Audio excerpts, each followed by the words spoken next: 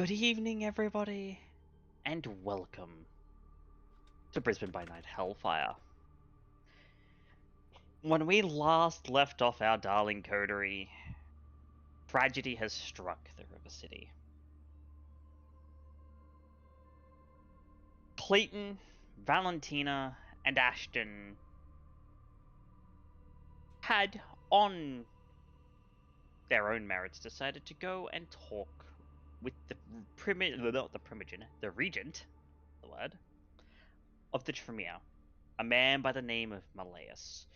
The Tremere have always been kind of out and out on the city in the court of Brisbane as an event many years ago.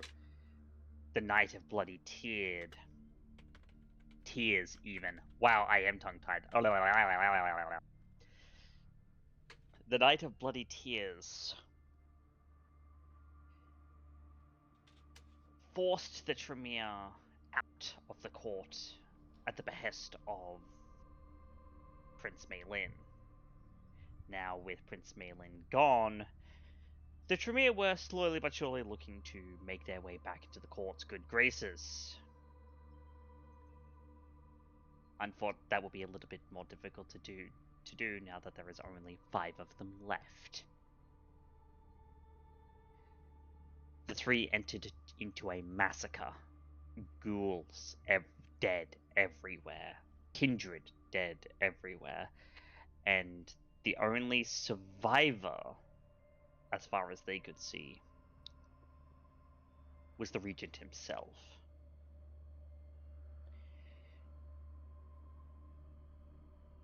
This would also be when they were approached by Selena, the Seneschal, who was quite understandably irate at the fact her clan is now a pile of mush on the floor. Meanwhile, Lucy and Skye had decided to better equip themselves for possible coming adversaries. So they went to have a little bit of a chat with Skye's sire, Jasper, looking for something as esoteric as silver armor. Jasper had mentioned that he would go ahead and see if he could get into contact with a gunsmith that he knew.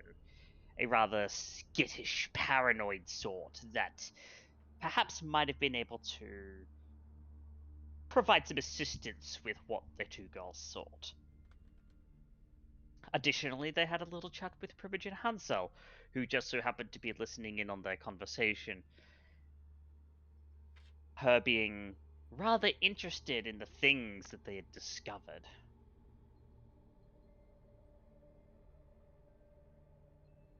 Finally, and certainly not leastly, Judge had decided to finally go and have a little bit of a heart-to-heart with his touchstone, Justin, informing him of Christopher's death and the circumstances surrounding it. Justin was understandably quite distraught over everything, but it seems that they came to some kind of agreement and had begun work on a weapon that would perhaps begin to fight off some of the creatures of the night that did so plague the River City. And whilst it's not a scene, it will be with Judge where we start.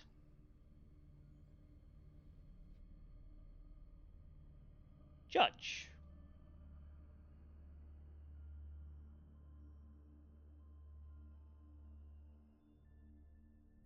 I would like you to start by making an intelligence craft for me, please.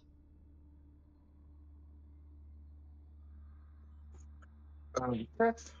And I presume I can use my metalworking specialty? You may. Okay.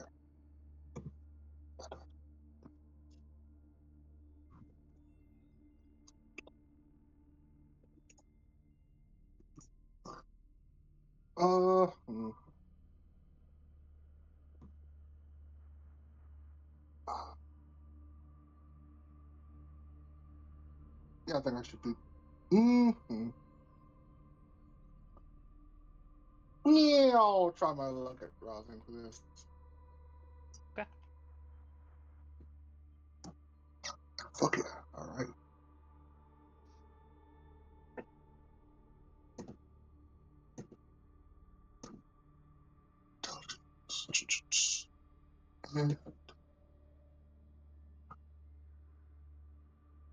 Oh, hey.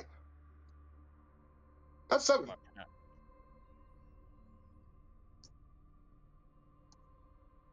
That is indeed 7, and it is a critical success. Fuck yeah. Okay. I will not mention the results of this roll right now, as this is a one roll that is working towards a larger project. However, the result is duly noted, and is quite good in your favor.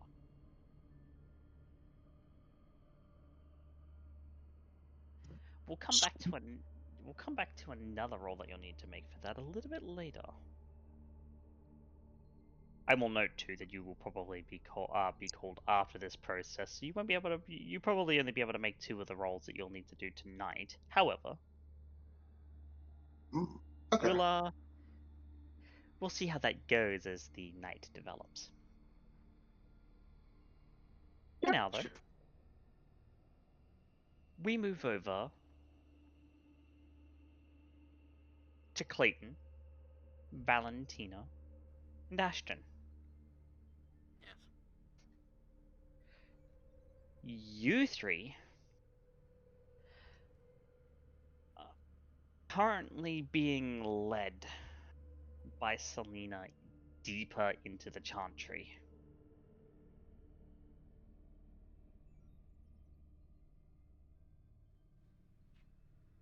The sound of heels clicking upon marble floor, and perhaps the shifting out of the way of the various pools of blood, ash, and viscera that currently mar the otherwise quite beautiful chantry's decor.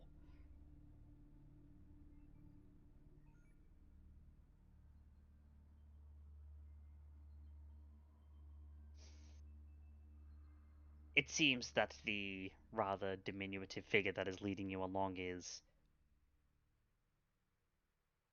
quite irate, to put it bluntly. Understandably so. But it seems that she's leading you towards a dead end in the back of the chantry.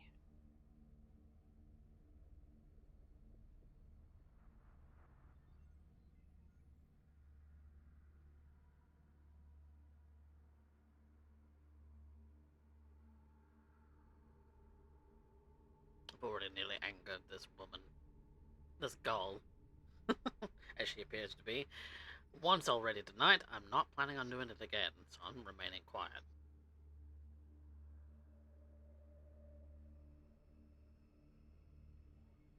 What say the other 2 as she leads you along with Malaya's, of course, he is with you as well. So if you have something to ask of him, you may. No, I think at the current moment that Ashton is focused on behaving, not angering the already irate Seneschal Prince, whatever title she prefer in this moment. Yeah, he's quiet. He's got his head down. He's just waiting for himself to be called upon. Okay. And Valentina, do you have anything to ask before we continue on?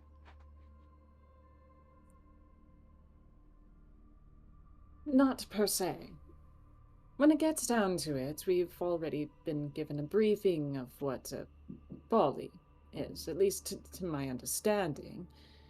Some sort of biblical demon and whatnot. I'm not particularly versed in any of it. I have no research, no study. I think the most I've ever actually gotten involved with the spiritual is when I visited any of those gorgeous temples out in Paris and many different beautiful architectural structures that occur in Europe. But honestly, I'm not even sure what this is, or if anything that would be traditionally biblical in that aspect would benefit us. Not... and more concerning, I believe, is the concept of some sort of creature that can wear our skins, walk around with us as meat suits. We're already quite dead. That much is a given. I've seen whites. I've seen, or at least heard, of lupine. And I can presume from Ashton's ramblings that there are spirits. But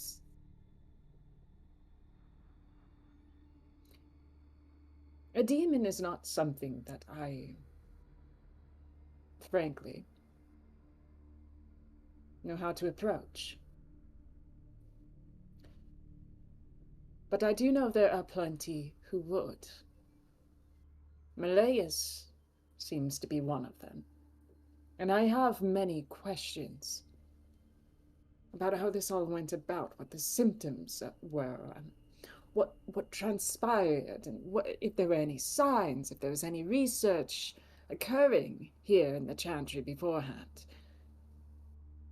Many questions indeed, but I think it is more valuable to hold those questions. Because as of right now, our acting prince requires our attentions. It is appropriate that we are in line, prepared to jump, and she says so. I have an inkling, something I wish to propose to her.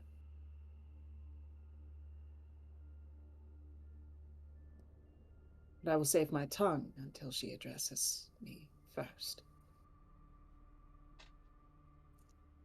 Very well.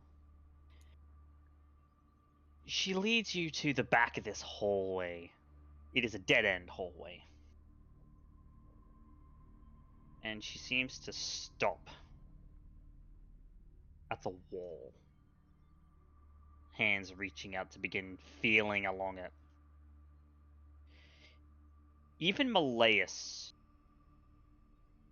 seems a little confused.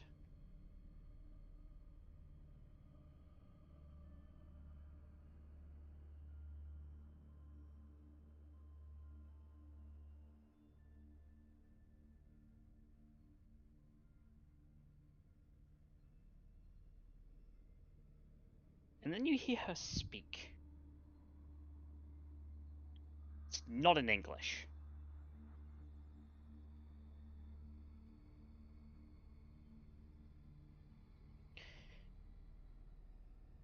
In fact, it's not in a language any of you know.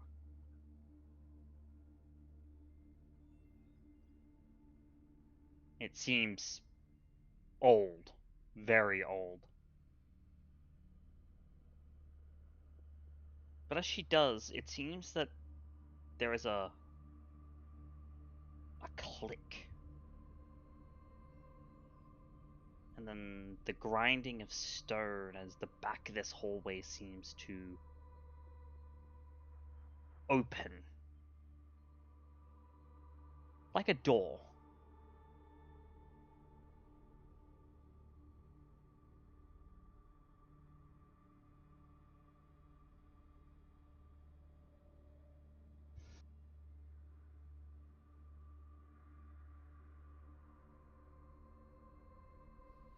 What you are about to see, Selena speaks up, is not to be spoken about to anyone.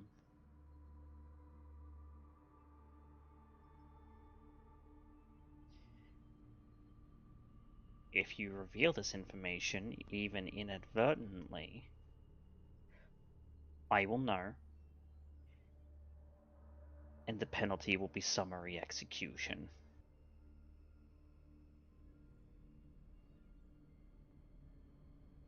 Only step across the threshold if you understand these terms.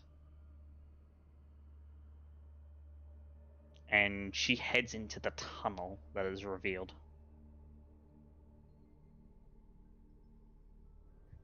I'll glance over to my coterie mates, straighten my back,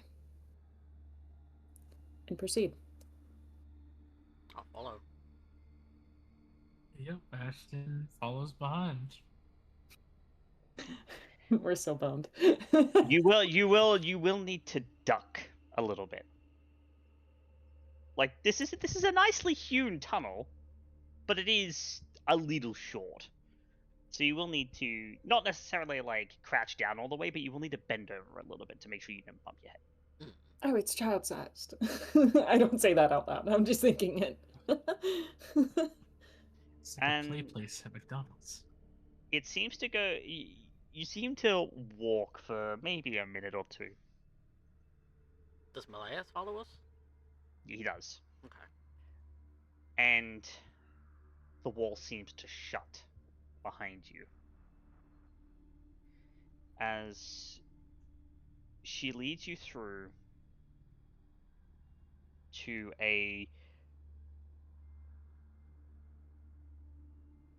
This is a massive cavern. Like, this is even bigger than the Chantry's vaunted ceilings. Massive. Pardon me. The Chantry's ceilings were easily like 15, 20, 25 feet high. Hmm. She's led you down a little bit. This is closer to like 40 feet.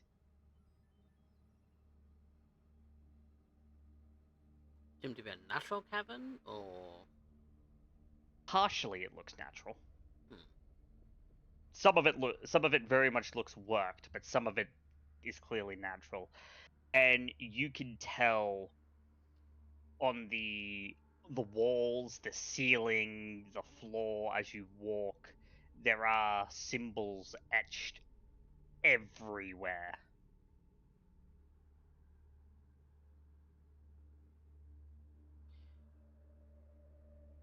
Besides this, there are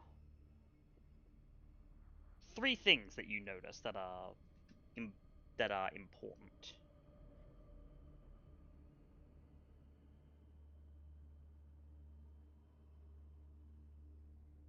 The first is an office space of some kind. Old, like traditional office, so pre-computers, but there seems to be massive shelves of books and scrolls and other things sitting along a wall, in shelves along a wall, of which there is a desk. The second is another tunnel that leads out on the other side of this cavern. Where you go, where it goes, you can't really tell. And third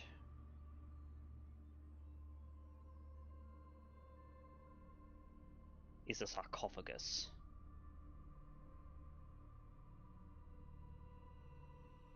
hewn of stone.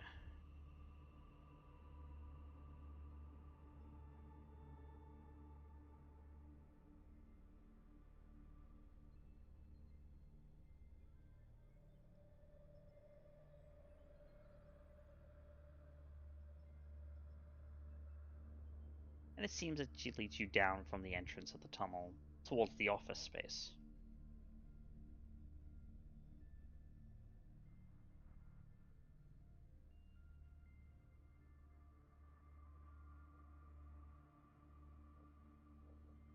Thoughts, questions before she leads you down there? Uh, Oh, I'll be the one to say it. My. And whose is that, I wonder? yep, that was gonna be his question.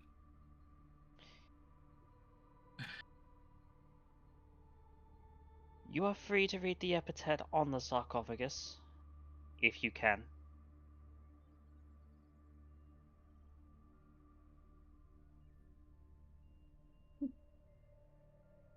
Oh, I see. Mr. Wellsworth, you're a man of a studied mind. Indeed. Perhaps you might know. Alright. I can go to investigate the sarcophagus. Is it written in a language I understand?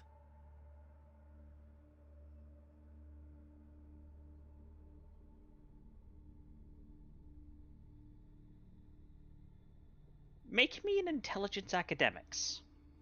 Alright. Can I assist him in this? Yeah. This wouldn't At the include very- research, would it? It would, actually. Alright. I mean, it would stand to reason if he doesn't know the language, he can probably guess what it is. Like, I don't know how to read Amharic, but I can recognize it. Can I give him an assist? Oh with yeah, this? there's actually a very distinct reason why I'm calling for an intelligence academics. What was that? Yeah, you could assist Ashton if you'd like. Okay, I Yeah, would yeah. like to. Yes, Alright. Yep. as an academic myself, I am going to spend willpower. watch you messy crit this. It'd be so funny. God No. damn it. I just can't win. Can't win Three? with these damn rolls. You're 3 killing is me, fine. Smalls. 3 is fine. Clayton, you come up and to the epithet. It's a stone, basically like a stone tablet inlaid into the bottom of the sarcophagus. Looking over the text, the letters are English. It is the English alphabet, so there's no diacritics or anything, like no diacritic marks or anything like that that would say that it is another language. Hmm. However, on first glance, the words themselves don't make sense. It's like gibberish, almost.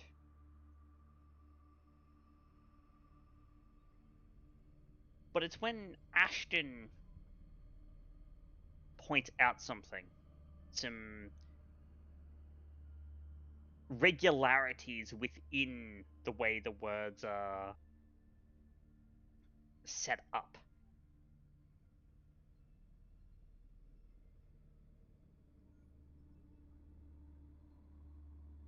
that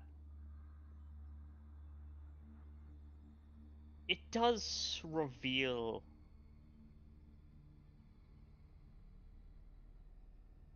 an epitaph to you.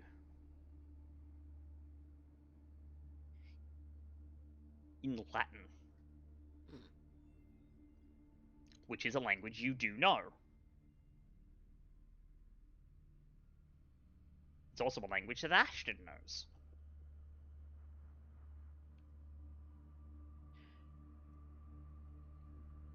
I don't believe either of you have this via linguistics, so you're not, like, fluent, But No. each of your various specialties will give you enough to read this, and it does mention a name that you managed to figure out. The name is Selena. But it's the little epithet underneath that's a little more interesting.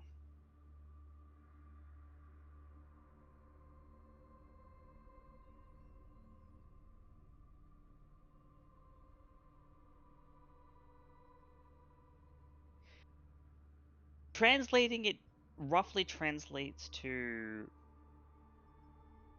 Lily of the Archmagus.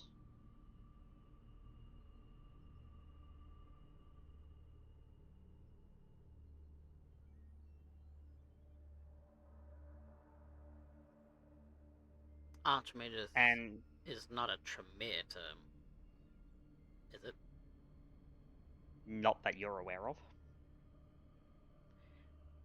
You do also see in the sarcophagus that it seems to be filled with a fluid in a somewhat bed-like shape. So there's like a dip in the middle, and it comes up.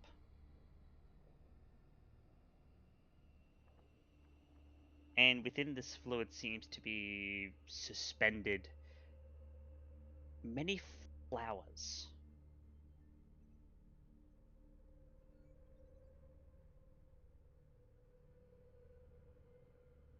Does it give Selena a last name? No.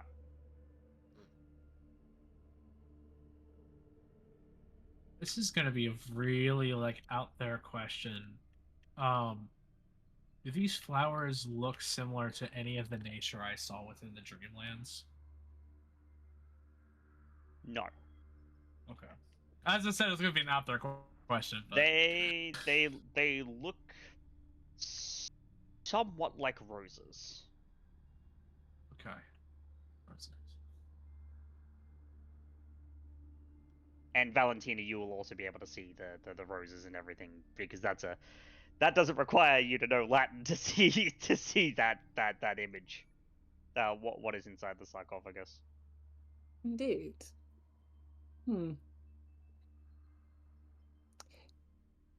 I make note of it, but as Selena is what is awaiting on us, I put a gentle hand on the back of Mr. Wellsworth's shoulder and proceed on quietly, storing that in my mind for later.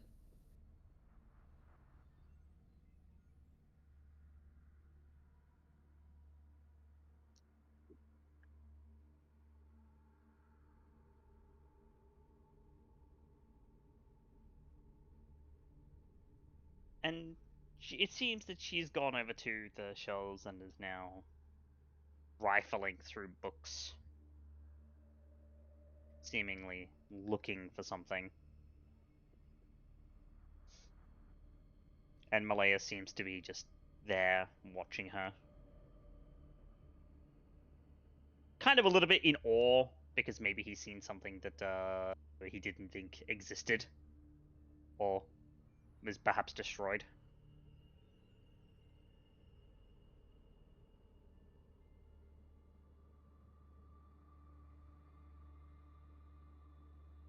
Are you guys gonna head over to I'll go.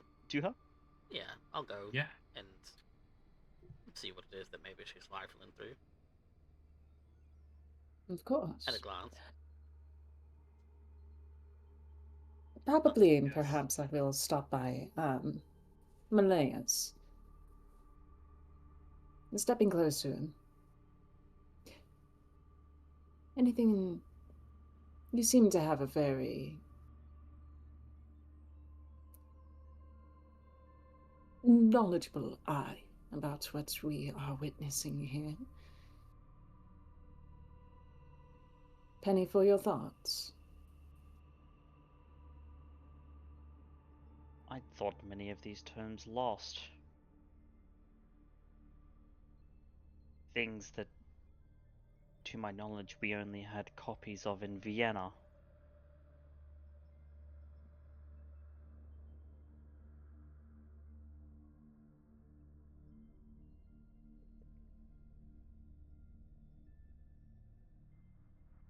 I see.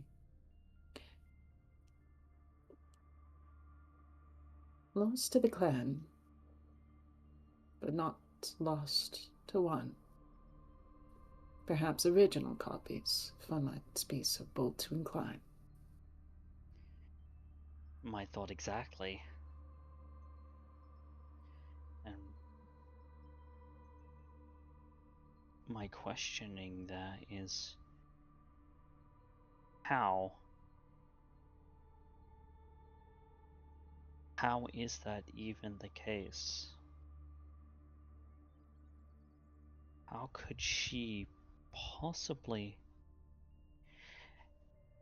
And it's as if Selena hears that train of thought.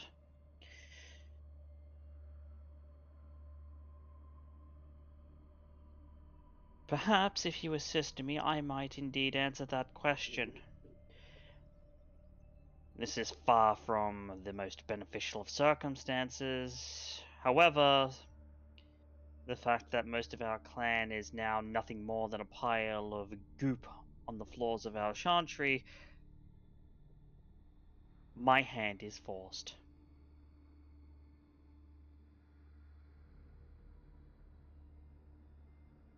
Let's be on with it then. What are you searching for? Perhaps my eyes might be peeled.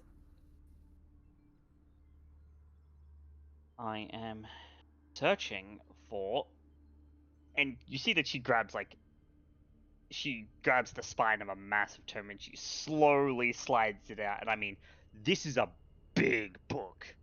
Like, it's almost as big as her. Big. Little girl, big book. Comical if it wasn't for the terrifying fact that she probably holds it like it weighs a feather. Yeah. Although she's holding it in both hands, to be careful. But the way that she puts it down on the desk, you hear a resounding thump that echoes through the cavern. I was looking for this.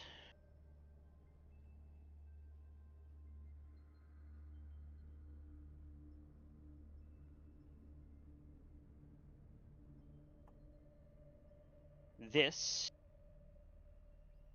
is a treatise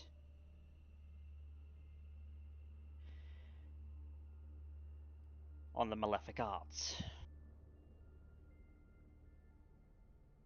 Malefic arts. Yes, the malefic arts.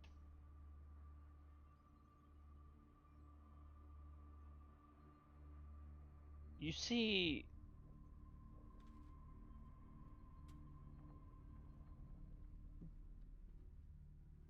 if it is indeed the Bali that we are dealing with, the children of Baal,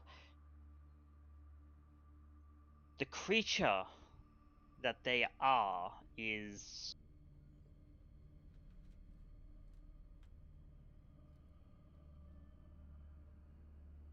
how do I put this in a way that you would understand?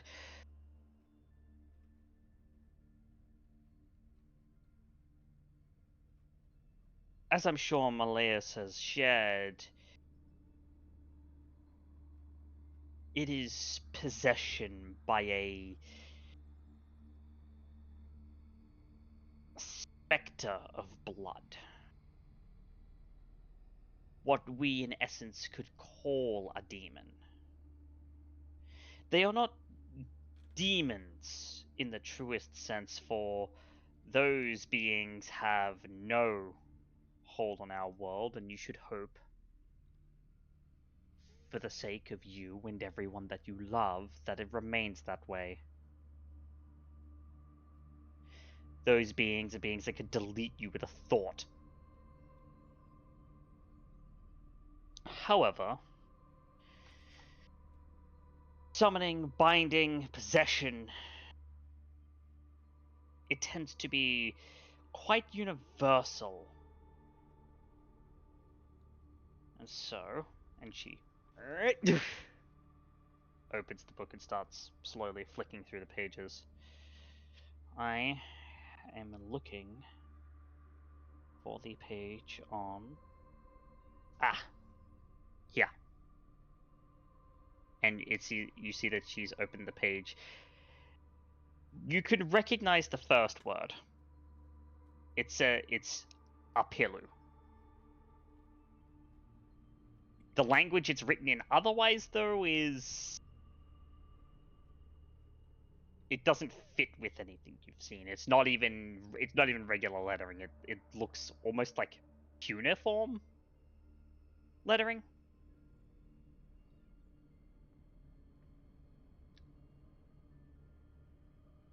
Would I know what language? This will require another intelligence academics. When Spectre doesn't, but Valentina does. No, when Valentina doesn't, but Spectre does. Cuneiform is Akkadian or Sumerian, depending. The languages. I'll let Gavin do it. No, you're right. Go ahead. No, so the languages, the cool thing about the languages, little autism moment. The cool thing about the languages is that both Sumerian and Akkadian are from two different countries, two different societies that developed a language completely separate from each other, independently, without any sort of contact or any sort of influence. And both of these languages ended up being almost identical to each other. Really fun fact about history on that. And that's exactly why I wanted you to say that.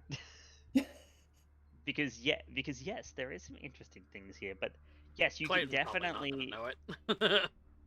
you can definitely see that you would be able to tell that it's cuneiform, and that it would be one of Sumerian or Akkadian, but you wouldn't know which one, because A, you didn't specialize in it, B, you don't have the linguistics for it, and C,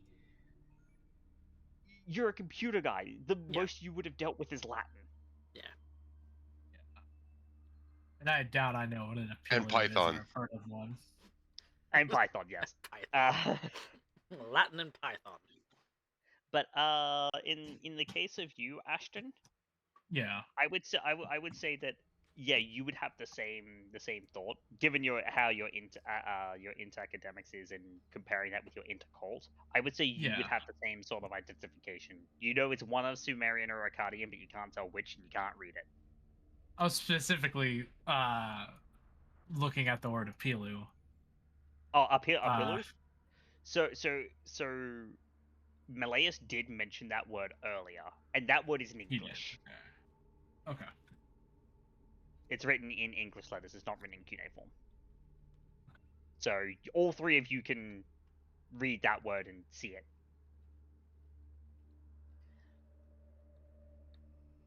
Right.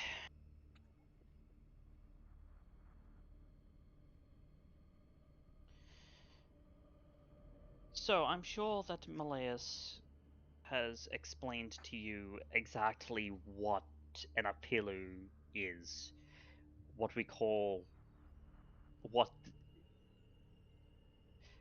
the blood mages of yore used to call those who answer.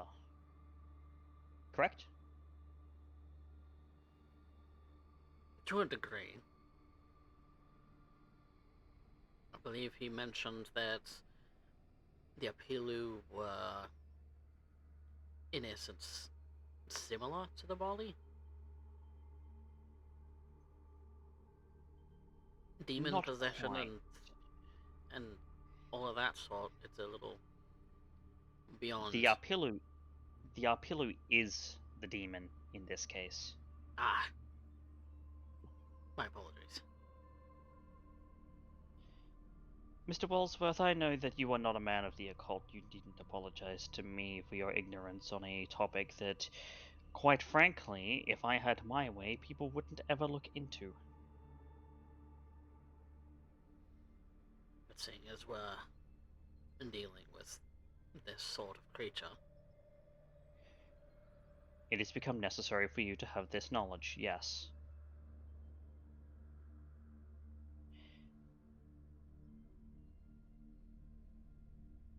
Allow me to expound a little on what Napilu is. might I interject a question then? By all means. Since the entirety of our coterie is duty-bound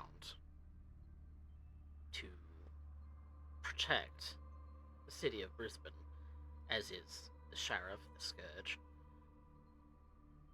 should the rest of our coterie, at the minimum, if not the Sheriff and the Scourge, also be appraised as to the situation?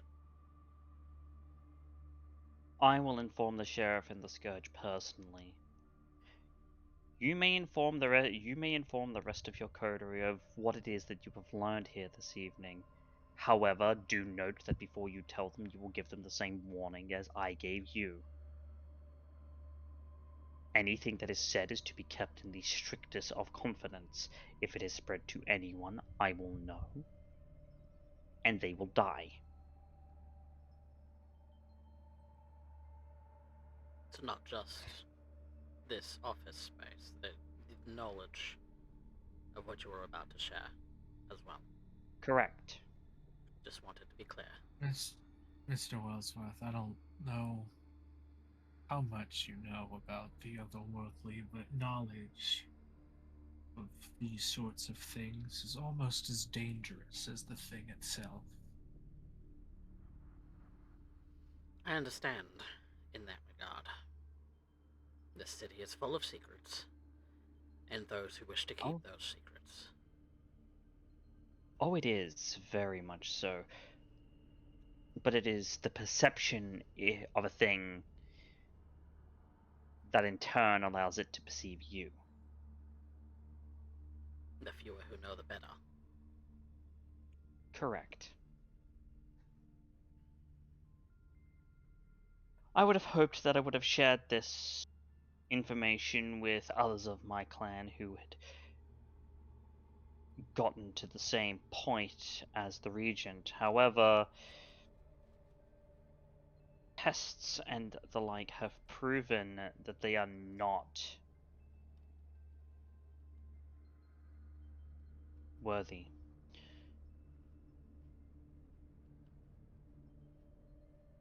Pit in my stomach that I have had to exist with for many years now.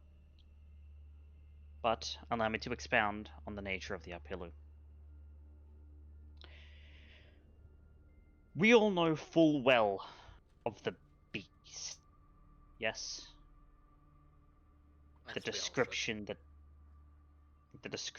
that we give our instinct amplified by our curse.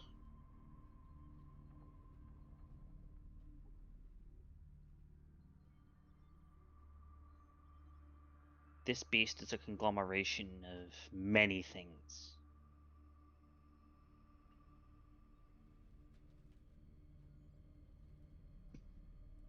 Biblical miracles, or damnations, depending on your perspective.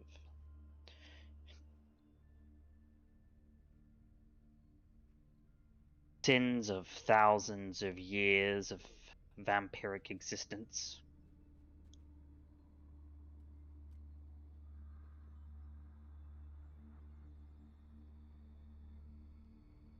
And of course, whoever you so consume in the Amaranth, there is a reason why it's taboo.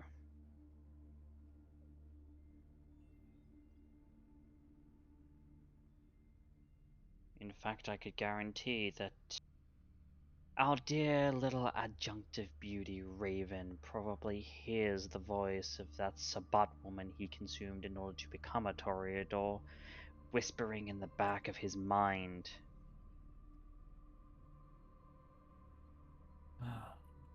And Clayton, you remember that. Oh, this is the first time Valentina's hearing of it. She shifts like,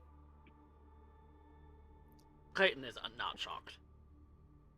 There Visibly not were you- were you- is one among. Oh, go ahead, Ashton. There's one among your court who has performed diablerie.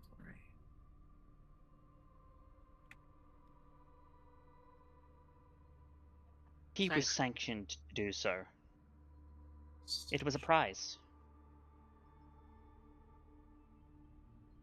Before you see, a thin blood who performs diablerie becomes a member of the clan of the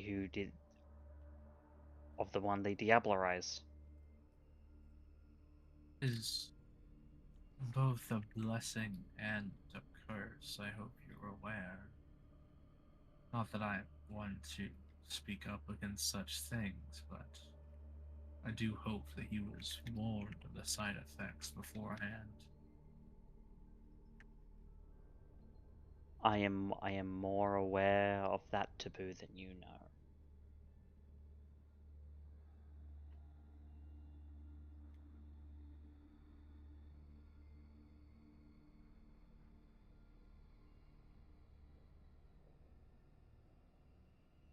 You have something you wish to add before I continue, Miss Visage? And she doesn't even look up from the book. no. It is the nature of a court. When a blood hunt is called, there are a number of ways one could be handled. But the target could be dealt with. It's not unheard of, in my experiences.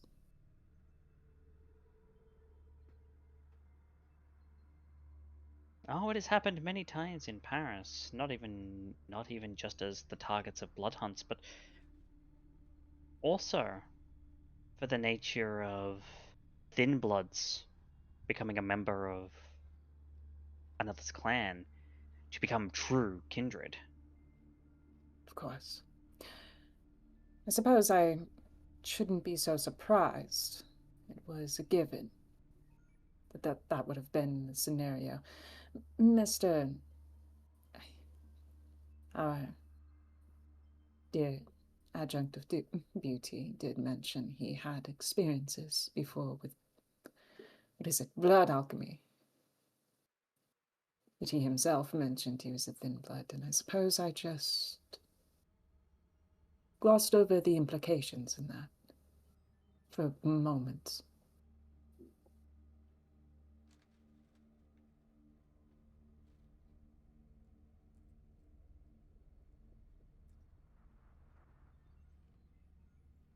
I understand, but begrudge the child not his prize, for he did earn it. I certainly don't. Yes. These are the many things that comprise the beast. It is an ancient thing, and yet it is a personal thing. A thing that bears thousands of years of knowledge and secrets and sin of your predecessors.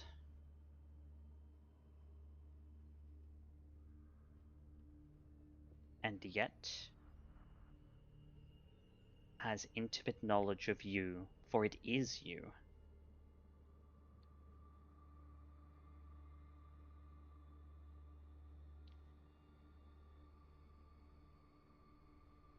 What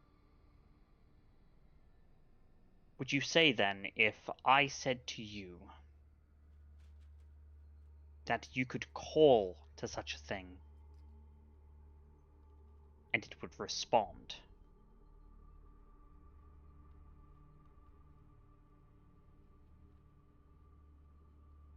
All to it. Correct.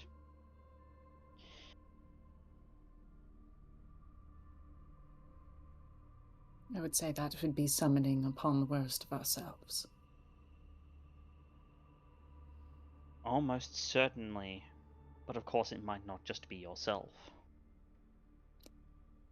Oh,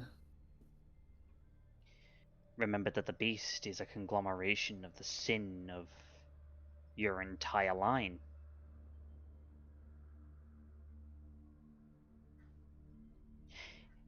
Going back to the Imagine, first. if you will, if...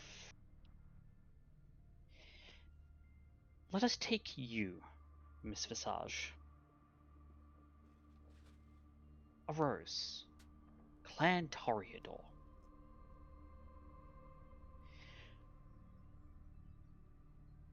There are many stereotypes that exist about the Toreador, and this is because of the fact that the blood always enforces certain behaviors.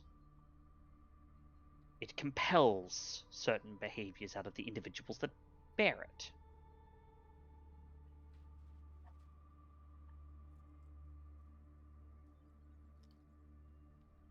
The Toreador's crux tends to be obsession with beauty, with things that they find to be their muse. I'm sure then it would not be difficult for you to imagine such atrocities that have been committed in the name of such muses, in the names of upholding such obsessions, in the pursuit of such obsessions. of course. Another thing that I have been rather witness to.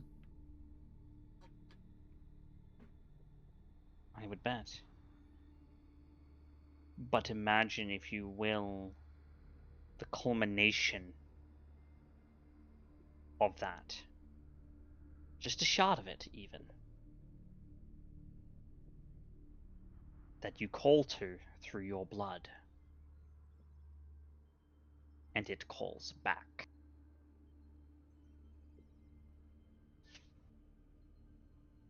That is an Arpilu. Akkadian for those who answer.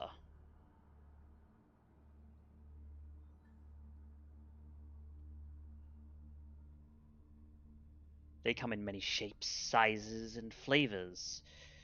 Some offer occult knowledge, some offer secrets, others offer to spy, and even more still offer the wielding of raw power beyond imagining.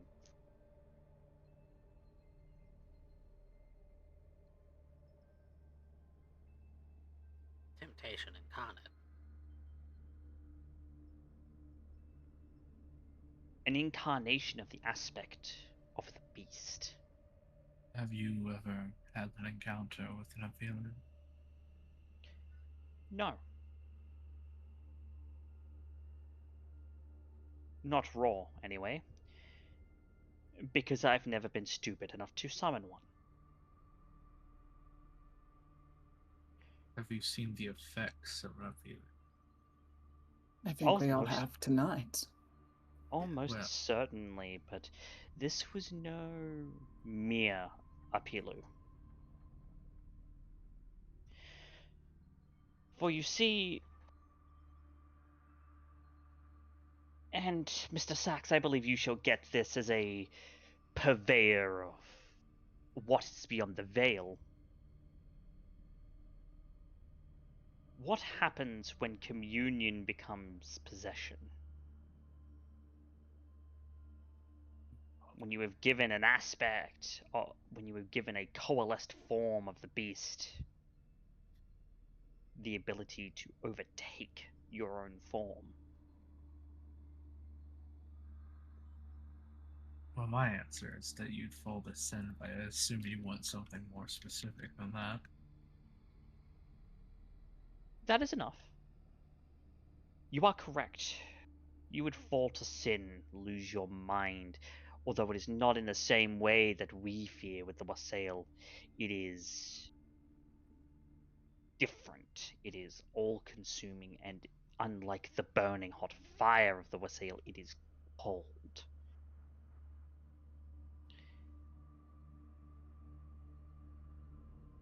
kindred is gone. And what is left is a child of Baal.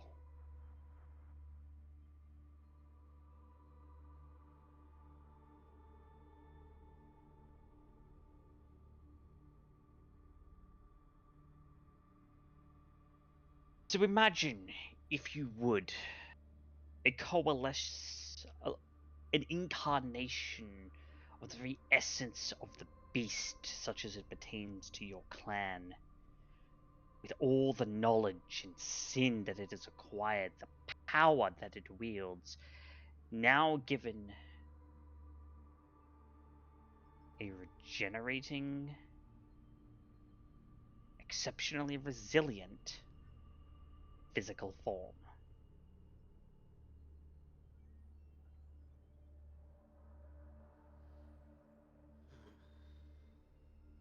That is what the Bali is. These things, Bali, are so utterly profane that you would find that even we of the Camarilla and our enemies in the Sabbat would agree on their destruction.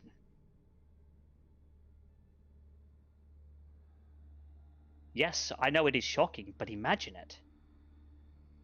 The Camarilla and the Sabbat are agreeing on something. Well, then I suppose that brings me to question. There's a Sabbat pack in the city. They've been on the hunt for something, but they can't necessarily say what. There we has took been. something. There has been a Sabbat pack in the city, but of course what they've been up to is far beyond that is beyond my purview. You would have more information on that than I would. I simply have the reports from the sheriff. Although there is a slight chance that they may be working with this. We have been told that these threats are connected in a way. Who's to say that this also isn't connected?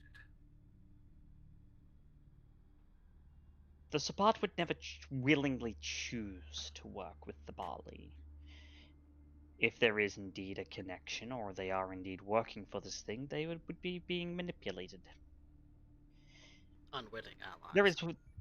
There is one thing that I would give to the Sabbat's credit. As nigh heretical as it would be saying this is a member of the Camarilla, the one thing that you could never doubt about a member of the Sabbat is their conviction. They are creatures of drive.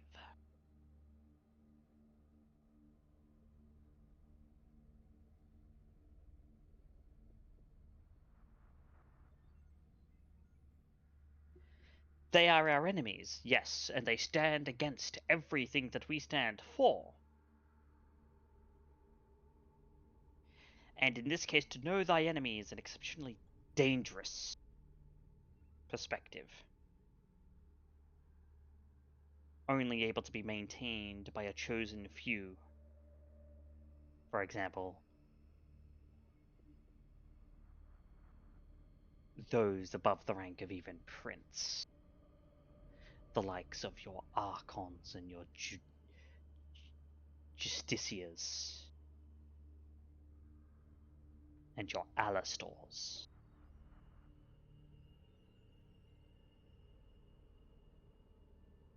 Interesting. And so someone did a very, very bad thing. And brought upon a curse into this very city, one of biblical proportions. The question falls to who and to what ends.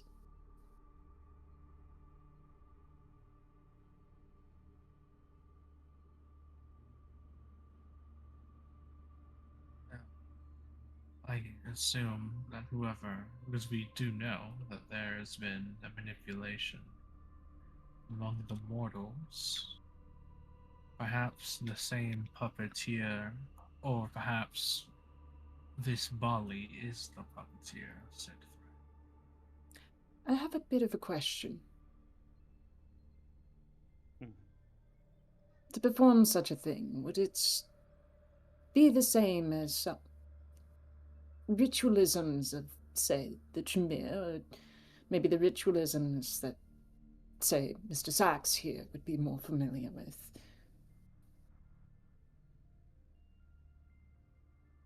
The ceremonies of the Veil have naught to do with something like this. They are not a thing that comes from beyond, although the mechanisms upon which one might do such a thing is similar. No, it would need to be one who is practiced in the art of the blood. Those of the Tremere or of the Banu Hakim.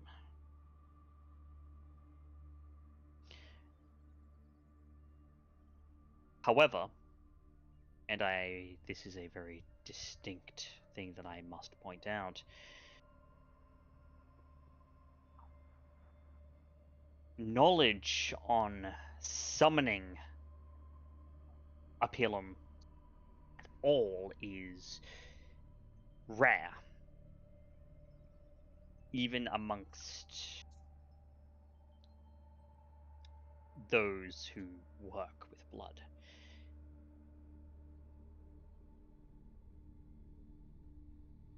In fact, many of those rituals were rituals that those of Vienna thought would best be left forgotten, such that even the Chantry Prime decided to not preserve them.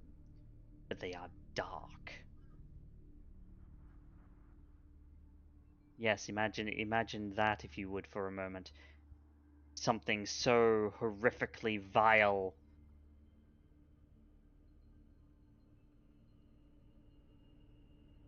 that even Kindred, who at the peak of the manipulation of blood could boil the blood inside of somebody else's body, finding such things to be too dark.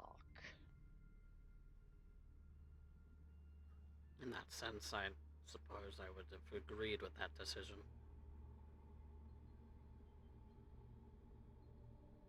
If such knowledge is so dangerous, best left to the annals of history.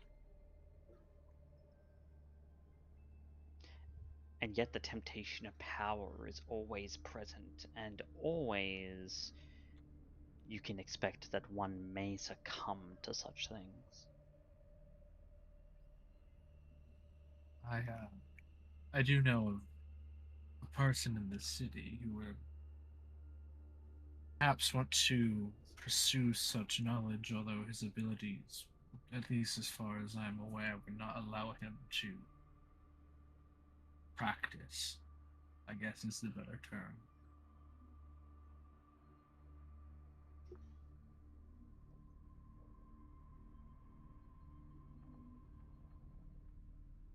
You have my interest.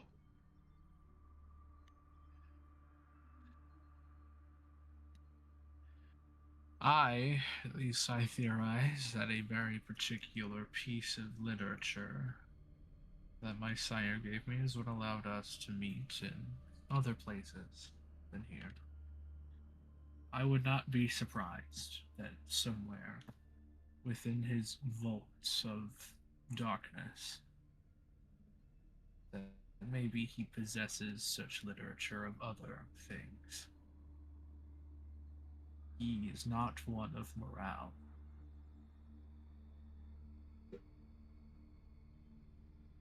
You believe that your sire may be in possession of materials and rituals that may summon Apilum? Is this what you are telling me, Mr. Sacks? I am saying that if there were to be person able to get their hands on such a thing, I would not doubt that he could if he wanted to.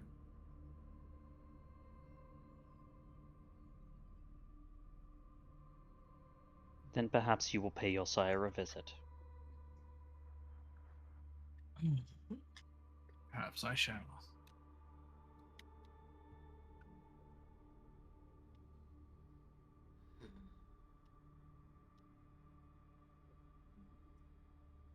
Let us move away from the theoretical and the occult to the practicals of the situation. We have confirmed the existence of a child of Baal.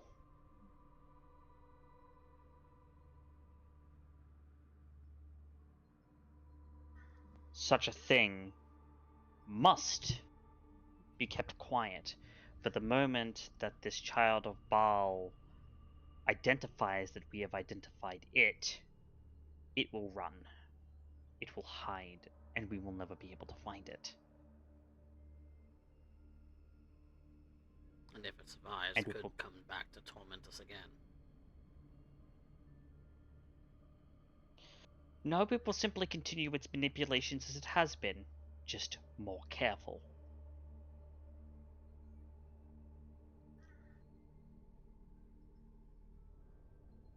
I suspect if we root out this problem, a lot of our other problems, minor as they may seem in comparison, might also be easier dealt with.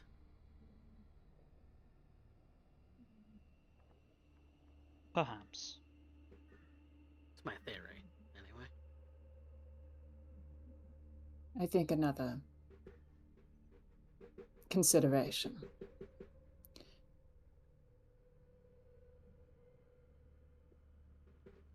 Another consideration is that if we remove the child, that doesn't necessarily mean the damage it does is undone. No. The importance, on a practical standpoint, is properly fortifying the city and ensuring that all of the chaos that will inevitably transpire is managed.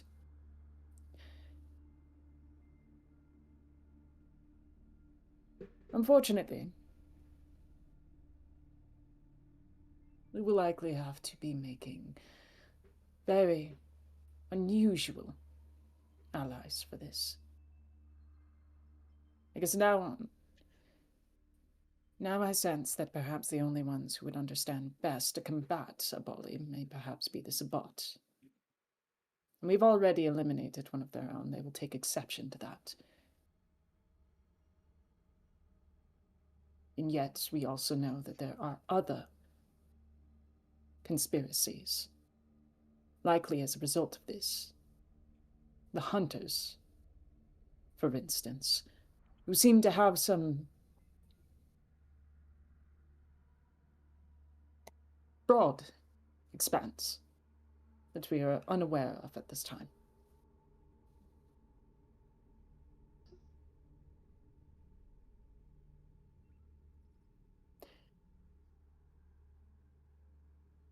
If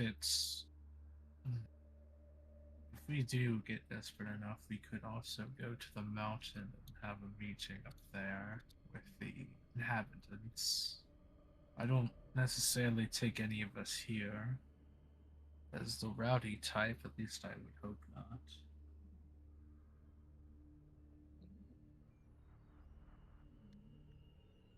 If we're going to potentially be doused in flame, I'd say one of the most advantageous allies we'd had are those who see things differently than we do.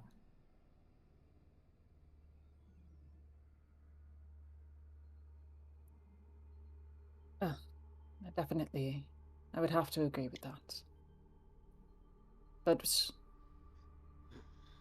as Prince Selena has mentioned, we would need to be very mindful of who receives this information. Secondly,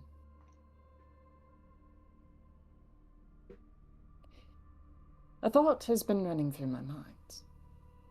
If something terrible like that can choose to possess one of our own.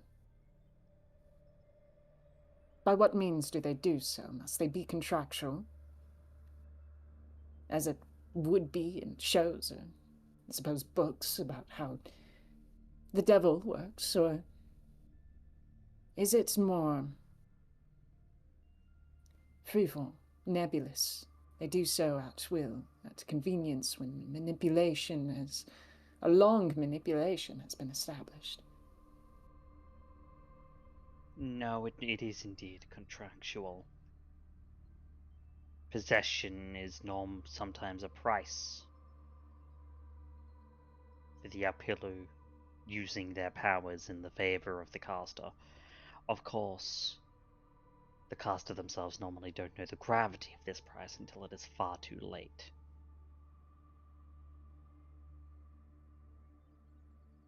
Indeed. But it's been made apparent, at least, as far as fortifications are concerned, that the ones who have the capacity to fortify in a more supernatural sense would be blood sorcerers. It is the Tremere and the Banu Hakim. At least as far as it seems. And if that is the case, then... Of which there are now much fewer. Likely on purpose. Very likely. Those who can ward off defenses. Or create It also- defenses to ward things off you now. But it also occurred to me, in that same sense, Seneschal and Prince Selena, our acting prince.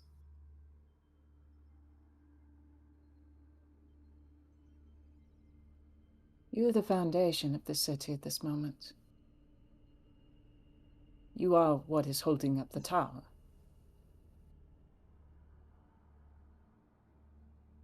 And consequentially, you would also be the greatest obstacle of abating any of the chaos that this thing could transpire.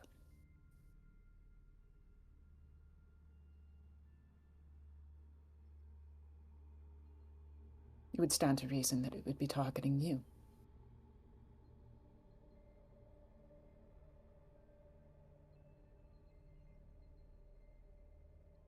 I could understand the perspective. It's not illogical. However, it is an exceptionally stupid move if the Bali is indeed doing that.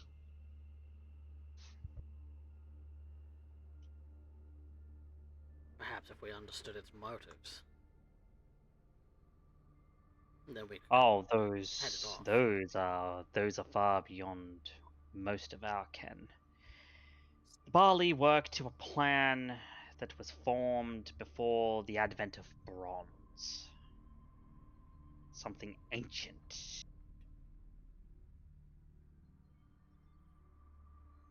Far beyond any of us.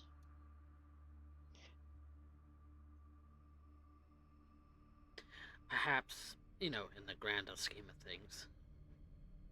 But I'm more specifically speaking as to its motives here in Brisbane. Yes, If but there's something that we can glean to try and head it off, try and anticipate what it's going for next, then perhaps we could get a leg up and cut it off at the pass.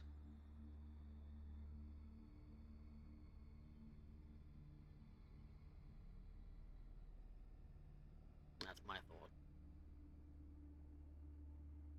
I would not be surprised that, much like the Bible, the demons and devils alike would be purely selfish.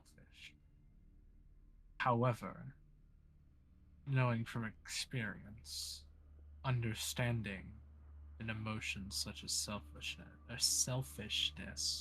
is easier said than done. Perhaps You can, however, glean the thought of what it might attempt to do next. This city is currently in a state of chaos, I'm sure you all would agree. Yes? I'm sure Yes. by design, as a result of this Bali thing. In chaos, there is opportunity. Opportunity to go by unnoticed. Indeed. Perhaps all you need to do is keep an eye. Watch when others cannot. And you will spot the things that are out of place.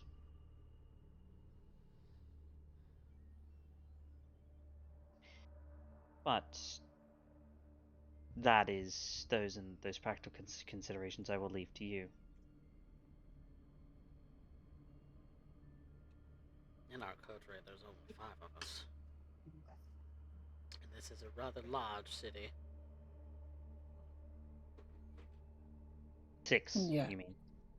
6. Yes, 6. I don't know where I got 5 from.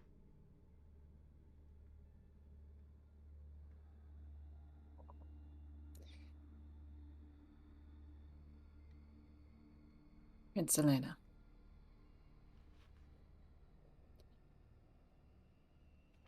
We have circumstances. You say to watch. There are plenty that could watch beyond just our coterie. Plenty who would be able to identify unusualities and threats in ways that someone such as I would not be able to. You mentioned that where there is chaos, there is opportunity to be found. Correct. We need to rebuild the structure, then. A high tower. Good. That could watch all angles. I've been performing some work on the side.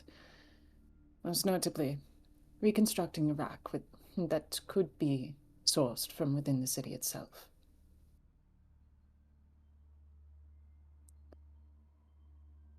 The purpose of this was to provide the necessary resources in order for our tower to prosper. But I see now that it has a much greater purpose to be served in researching for fortifications and warding against this thing, this threat, Bali.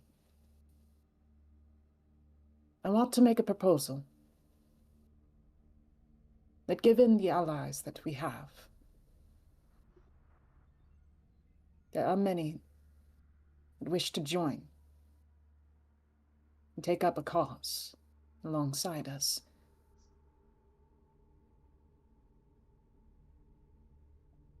But they have a conflict.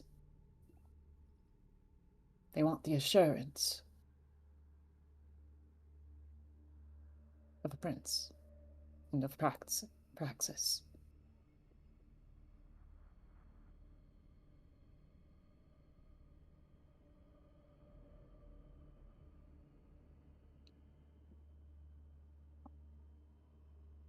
You are our acting prince at this time. And I trust you will be very busy with this.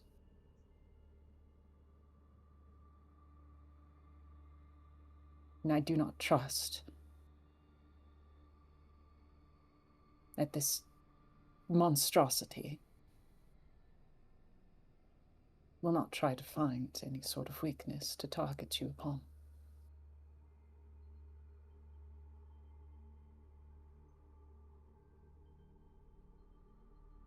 So my proposal is as such.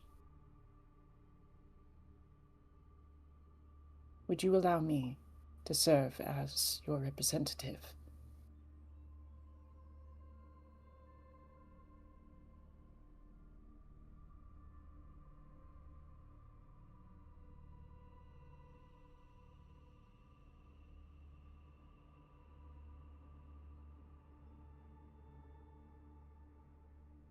interesting proposal.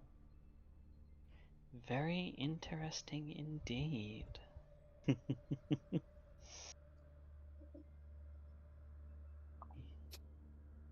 You wish I'm scared. to become a figurehead. And she was sitting to read, but now she's stood up and she closes the book. Spectre is scared. Clayton actually walks up and stands behind Valentina. And you wish.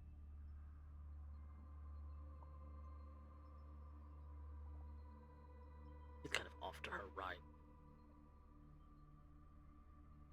Beyond it all, I am sure that if I was to allow such a thing,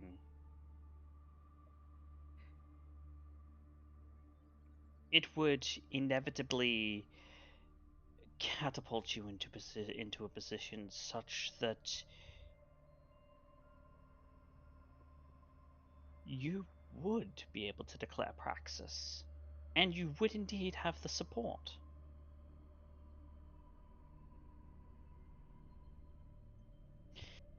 So, as acting prince, what am I to do when I have a neonate coming to me with such a bold request? What do I do indeed? She's playing with me so hard right now. She's like, I'm threatened. Selena actually, like, with a little hop, hops up onto the desk. It's about the, given that Valentina is quite tall, it's about the only way that Selena would actually be able to look Valentina directly in the eyes. You know, besides what she did to Clayton earlier, where she literally leapt up on top of him. Yep. As a matter of practicality, this would free you from having to be the figurehead, as well as the eyes of the court.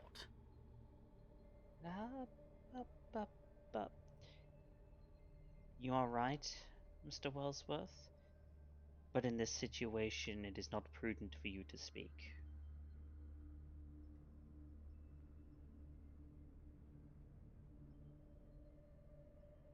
As you wish.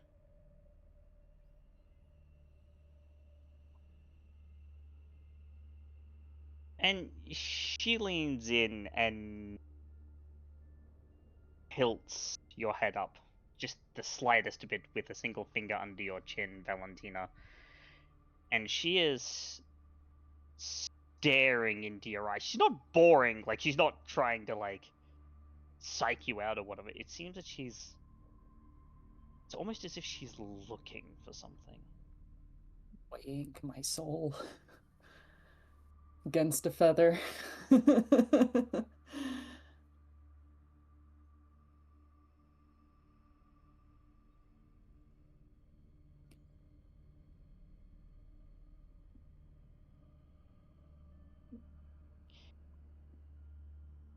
In an official capacity, what you ask me for, I cannot allow. That would be showing favoritism in praxis, you see. And it would undermine your efforts. The Primogen would never agree. However,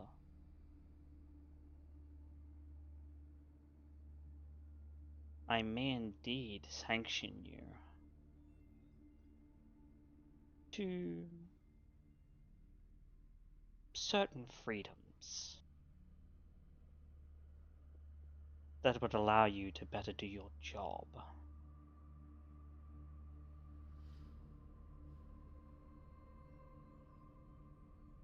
Then, after all is said and done, if you would indeed declare praxis, fruitfulness of such an endeavor would be solely on your own merit. And these sanctions,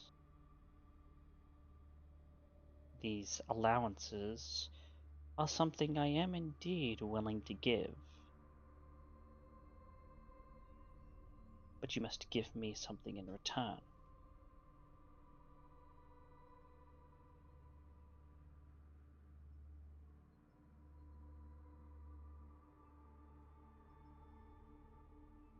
My eternal service to this court. I came here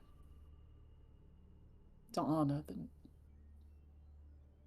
what it is that Malin had created.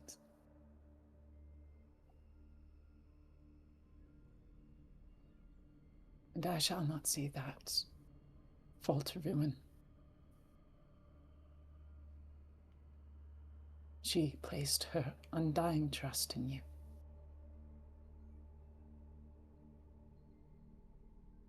As will I.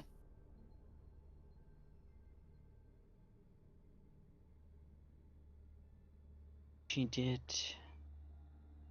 and I adore her still.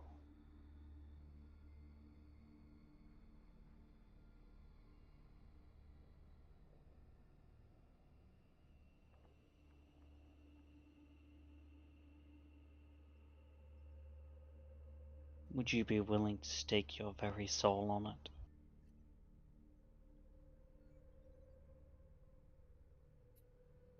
Everything that you are, down to the last violent detail?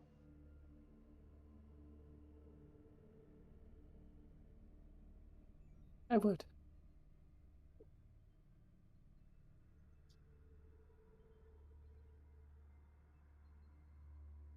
I swear it.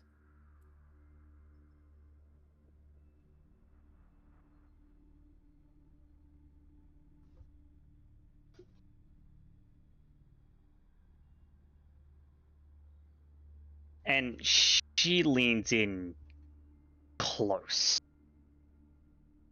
Very close. She smells like flowers. Lilies, I'm sure. That is one flower scent that is in there, most certainly.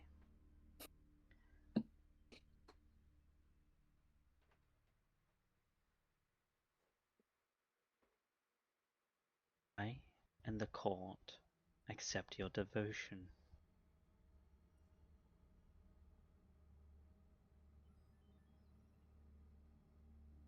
Open your mouth and stick out your tongue. I would like for you to go ahead and roll me. Oh boy.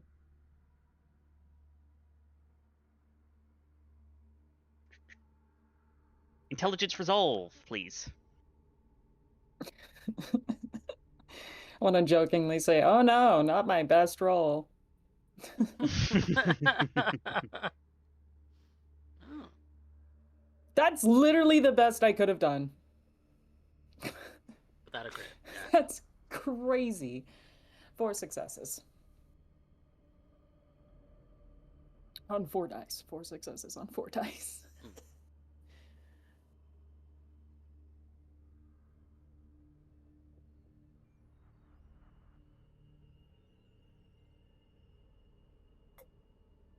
And now observe as she bulldozes me with like 14 dice. 18. That's- 18 dice. That's 14 successes. Yeah, lucky After number. a 10. I called it, just not. Valentina, her voice is sweet and caring, and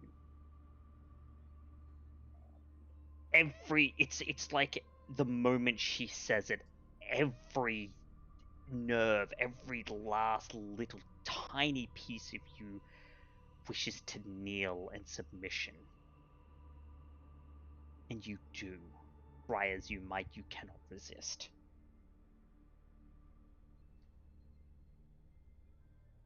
And as you open your mouth and stick out your tongue,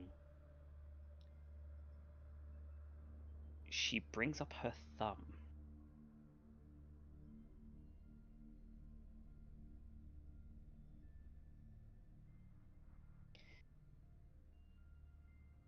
She nicks it on one of your fangs.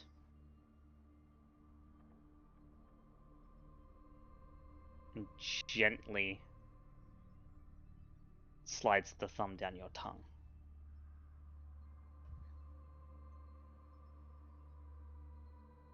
Yep.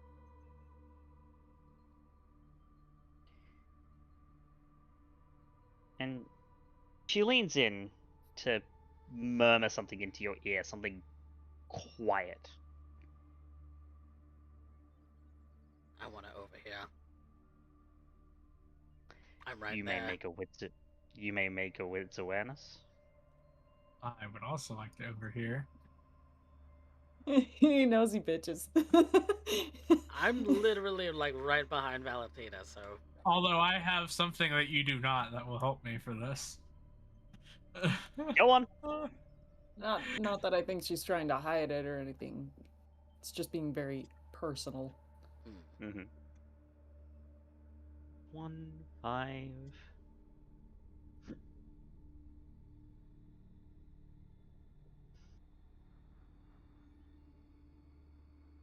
Clayton, you will not hear this, but Ashton, you certainly will. Hell yeah.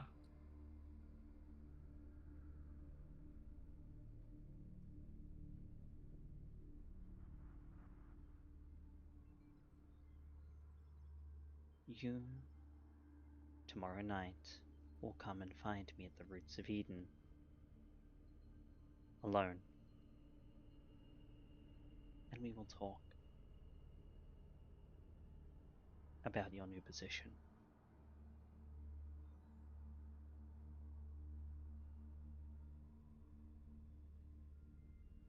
Show me what it is that you are worth, Miss Visage.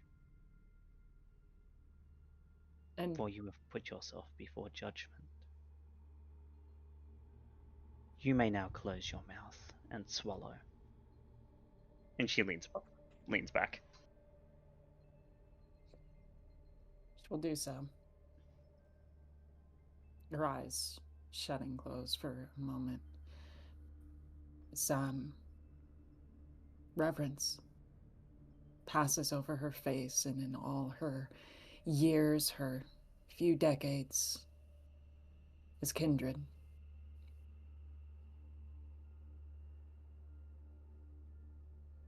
for as long as she has been a queen, this is the first time that she kneels before a god.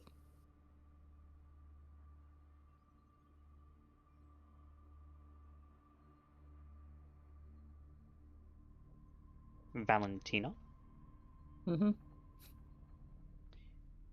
here's what I would like you to do right now. Yep. Add a blood bond to your sheet. Yep. It is at 3 dots.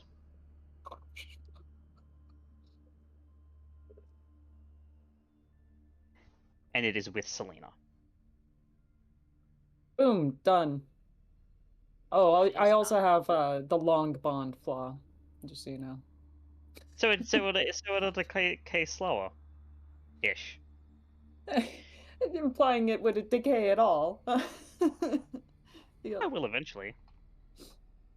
Give me just a second, because I also need to check the wording on a thing. She apparently is not affected by the trivia curse that they can't blood bond. No, they can blood bond. They just takes Nope. longer. They cannot.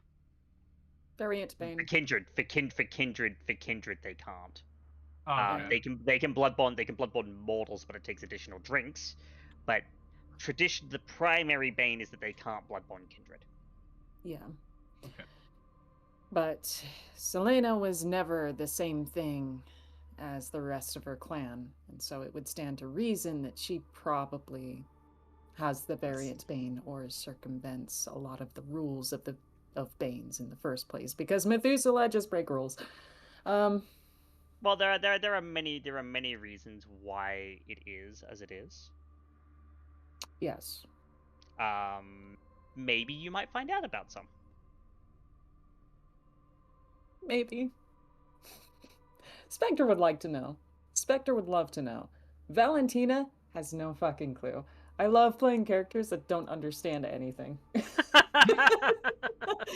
And I play the characters that understand everything, and I personally don't. Wah, wah.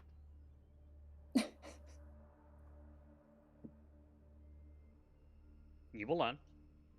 I will. But give me a moment, and I will have upon you the answers that I'm seeking. It's just this is being really goddamn slow for some reason. Just like me, really slow. Here it is. That's what I was looking for.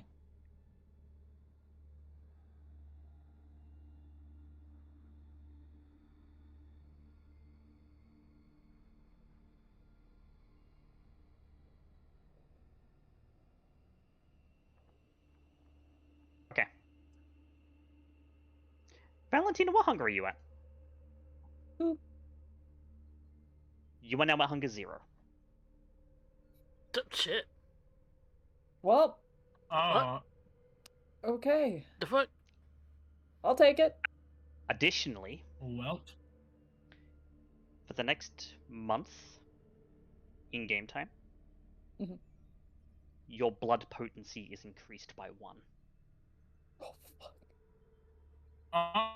oh. Damn. You swallow, and the taste on your tongue, it is a vastness like you've never known. It is, if you were to use a word to describe it, it is eternity.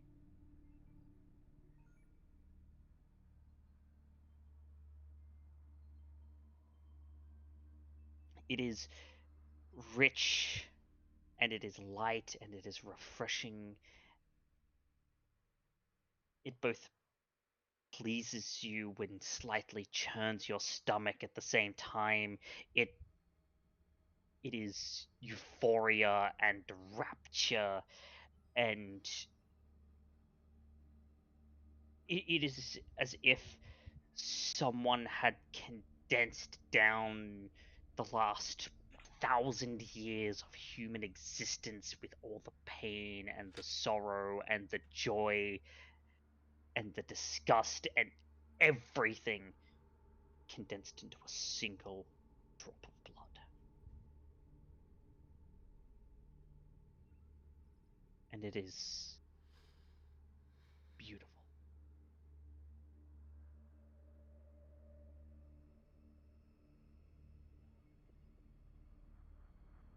He visibly shudders, trying to hold together that sensation, what she's just experienced. A single tear, bloody red, rolls down her cheek. Her eyes still shut. It's not out of pain or suffering, but something more profound than joy, than awe. And she opens her gaze again. She looks up to Selena.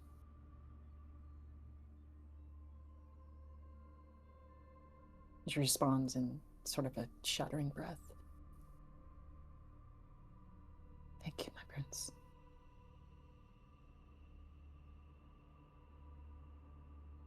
You are most welcome, my darling little rose.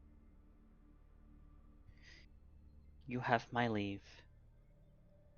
If someone approaches you as to the veracity of your actions, you may tell them to see me directly.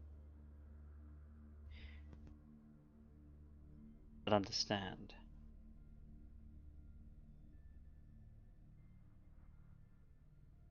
I want this thing annihilated. Utterly and wholly. No remorse and no mercy. Do you understand? It shall be done. Wonderful. And she stands back up straight and kind of gives a smile to the two of you. Clayton will go to help And you two, Valentina to her feet. And you two, her darling coterie mates, you will assist her in this, yes? I would hope so. Of course. That was really weird. Yeah, no, I got it, yeah. She has always had my support. Good. I will prepare a dossier with information that you require for dissemination.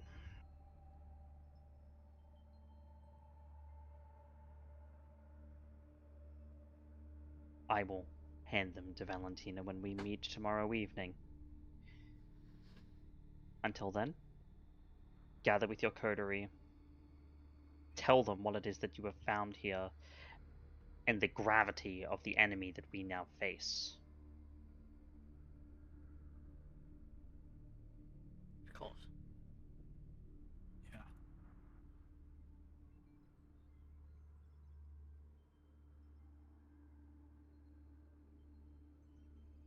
If that is all, and it should be, unless you have any more questions for me, I would suggest meeting with your coterie again this evening to make sure that you are prepared for what comes next. All right. Then by your leave.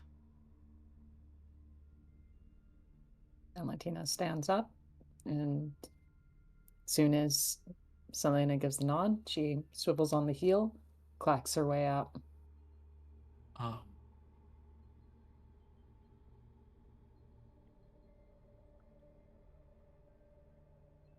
Looks over to Clayton. Looks back at Selena. Clayton's Looks at already started Valentina. leaving.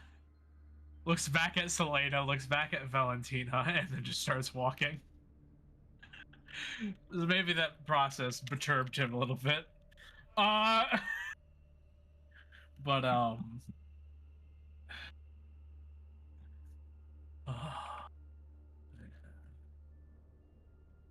Clayton maintains standing at Valentina's side until they're out of sight. And Malleus would be the one to lead you back out towards the basically the hidden doorway that would lead you back into the Chantry proper. Although, as you leave, Valentina, you feel as if the pocket of your coat is a little heavier.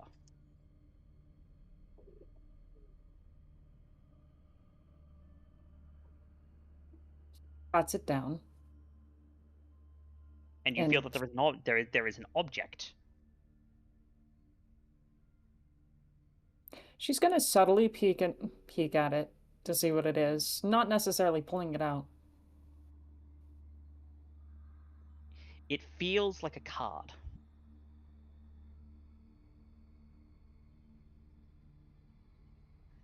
But like a large card, like not like a business card or something like that, like a tarot card almost in size. And it doesn't feel to be made of paper or anything like that. It feels heavier than that. I guess at that point she will pull it out. And you see the art of this is beautiful. It feels like metal, but also not.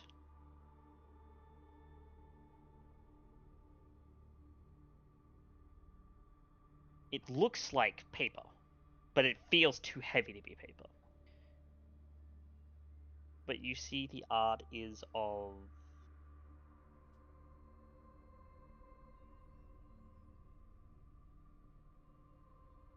a garden of roses, upon which, in the middle of which, a woman with her hands folded together and her eyes closed, looking down, her head downcast, dressed in robes of red and white. And you recognize who the card depicts. It's your grandsire.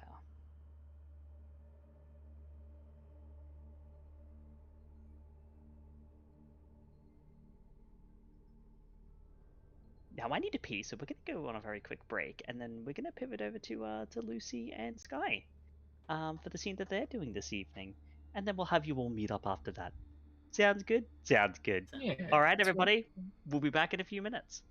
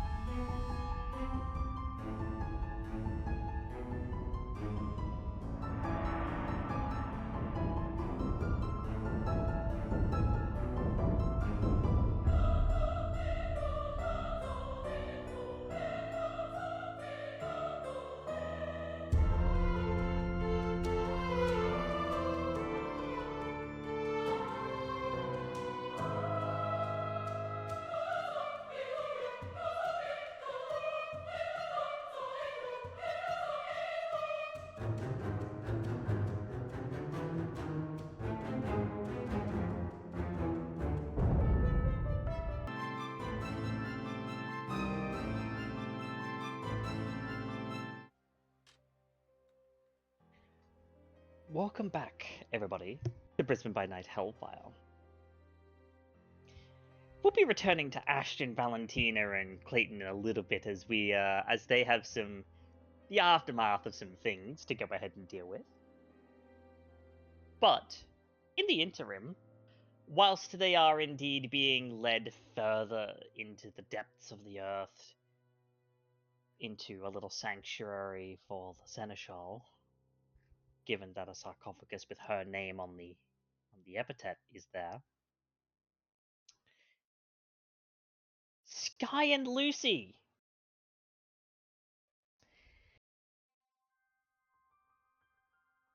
After a little chatting amongst the pair of you, between after you had dealt with having a chat with Jasper about him getting in contact with his gunsmiths,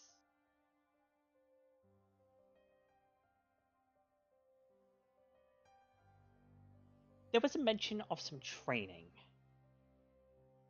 Specifically that Skye, you had mentioned that Lucy should learn stake combat. Mm-hmm. And Lucy said that she may know someone who can assist.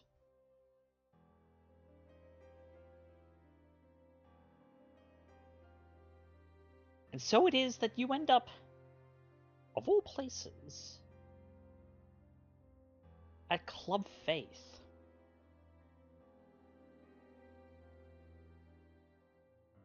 It might seem a little strange to be at the rack. But Lucy, you know the person that you're looking for is upstairs.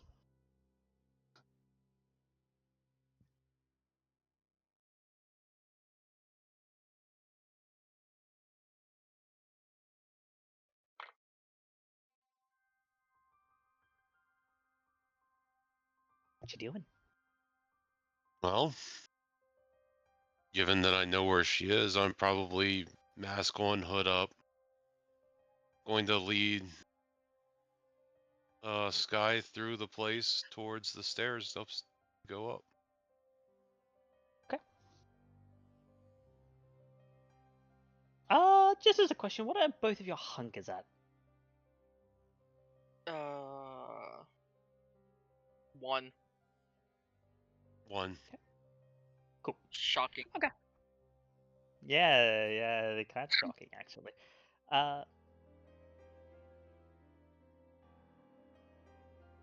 The two of you head across the dance floor and up towards the stairs, where you are met by a security guard.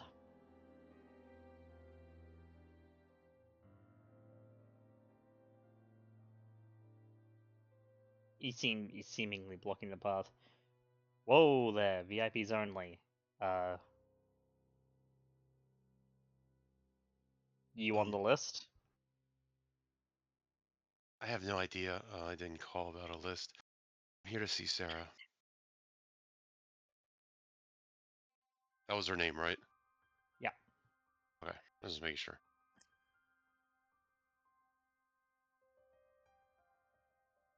What was your name? I'm Lucy. Righto. 1 second.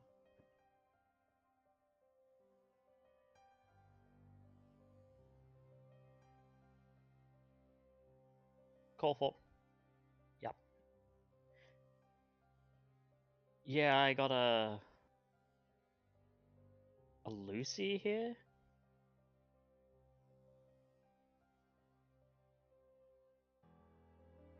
Yeah. Alright. He kind of like turns to you and looks you over. Like eyes flicking up and down. Yep.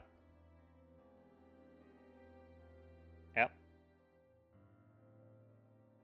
Yep. Yeah, okay. Alright, cheers. Alright, you're cleared. Going up. Thank you. I need to open the door for the pair of you to let you through. I would head up And- towards the office. Aggressive.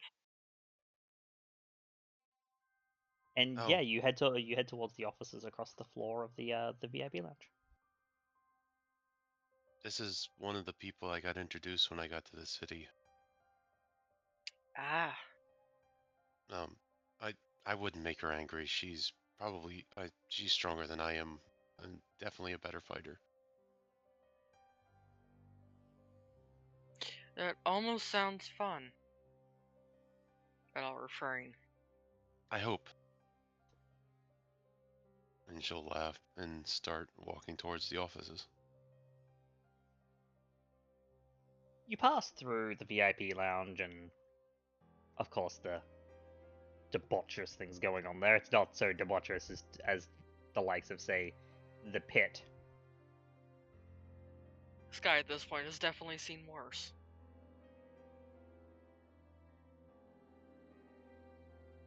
Oh, certainly.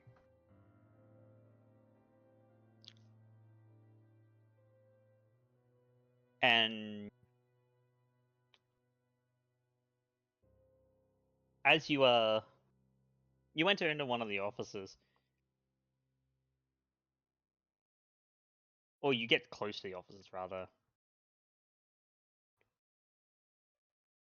and you're hearing some raised voices.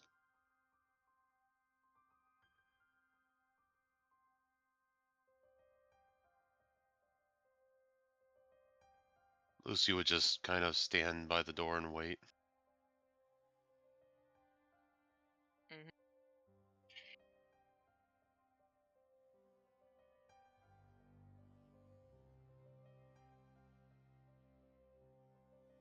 That'd be when you hear the sound of a rather loud, although it's drowned out under the din of the music, so you can hear it because you're nice and close, but the others won't be able to. The sound of a rather pulpy crunch. And one of the voices going silent. That sounds final.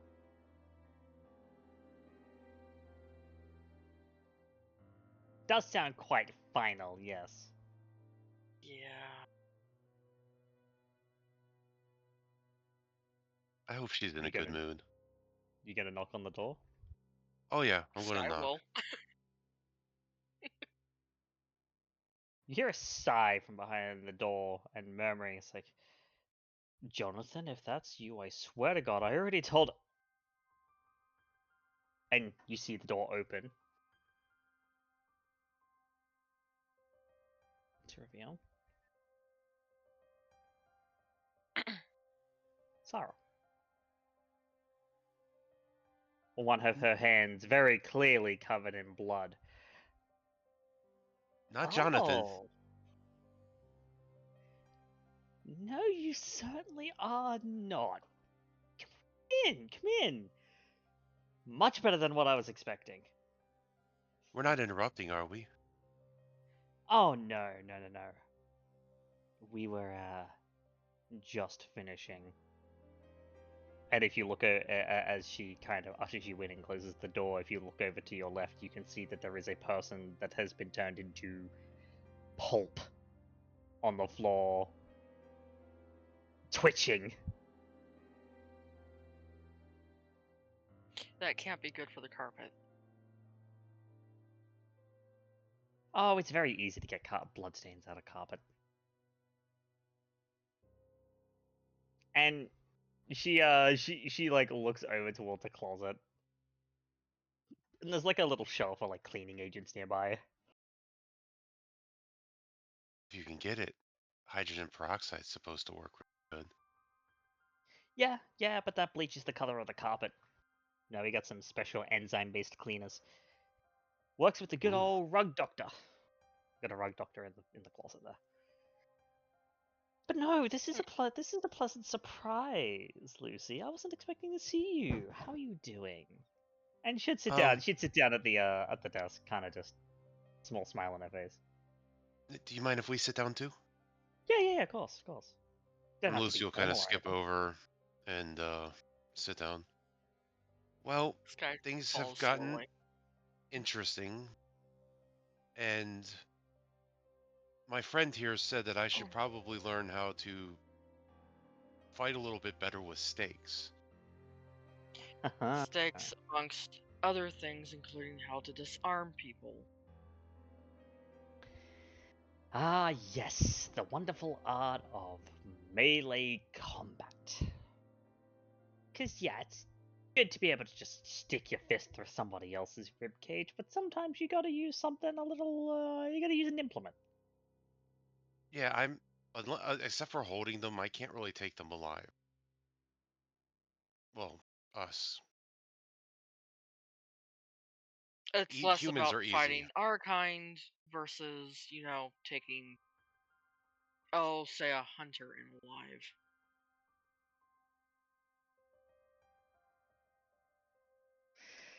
Hunters, huh? That's Hunters, a mortals.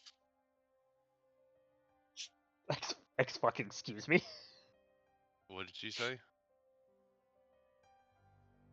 Hunters, mortals, something around there.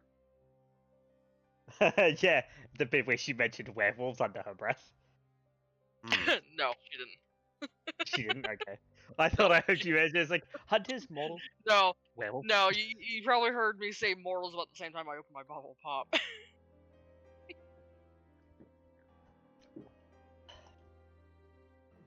Right, hunters, mortals. So, look,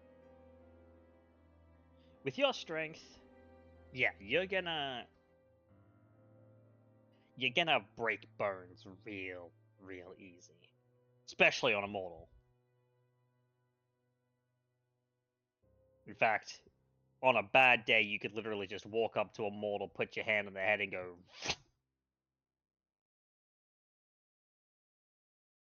And it would be nothing, right?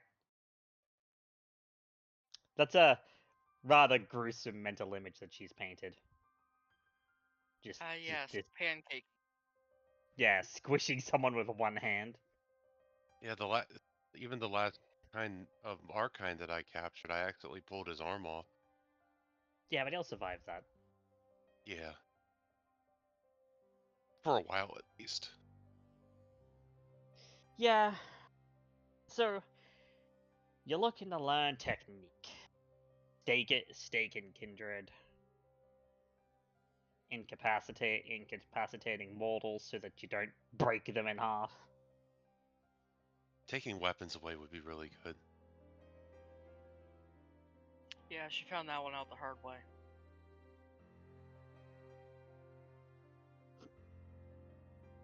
Really? Alright. Well, it depends on the kind of weapon, but I suppose we can go through a couple things. Come with me. Okay. Oh, and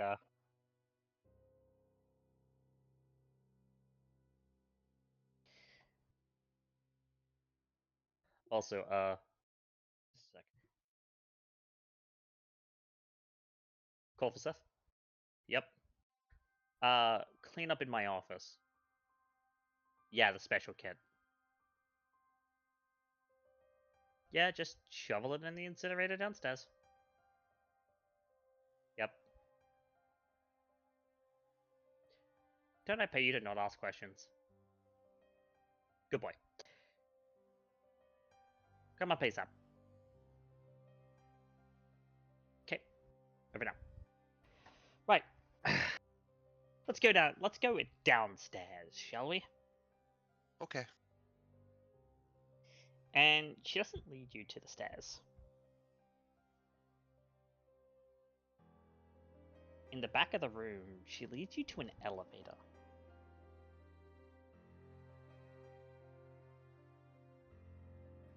Hop on in. Fancy. Well, not as fancy as you might think. And once you're in, she'll hit the button. Oh, I should And- probably introduce you to, Skye. This is Sarah. Sarah, Skye. Pleasure's mine. Me too. And she'll lead you down a couple of floors. So, like, you see it past the main dance floor, then a maintenance floor, then it goes down another one. And it's maybe a 90-second trip before you find yourself in a concrete room.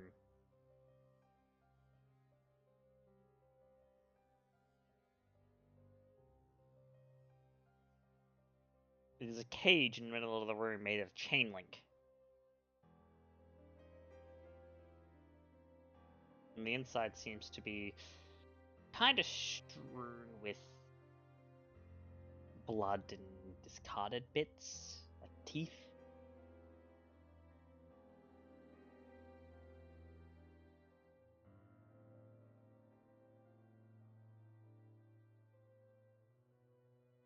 We're safe down here, right? Can I Yeah, show myself? Yeah, you can. Okay. And Lucy's gonna go ahead and like take off her hoodie and pull her hair back and take her mask off and kind of just start rolling her shoulders.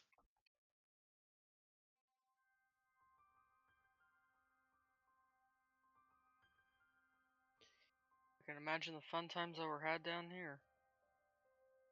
How many? It's better than where I came from, that's for fucking sure. But, this is my... what I like to call my pit. You see, you can take the dog out of the fight, but you can't take the fight out of the dog.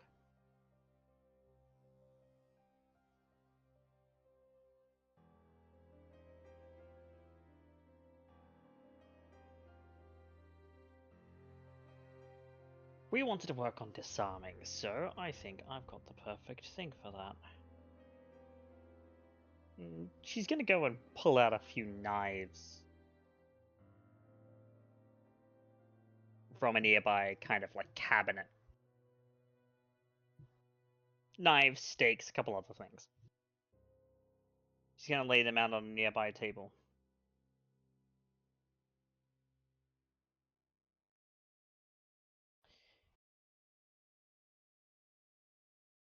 We'll teach you about disarming. You know, whilst leaving the person's actual arm attached. The good kind of disarming. Mm-hmm. Yeah.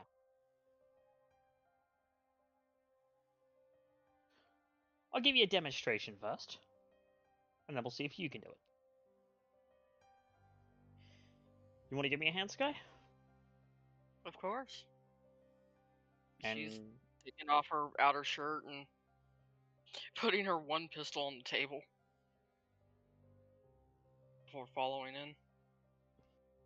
you see Sarah takes off her outer shirt too, and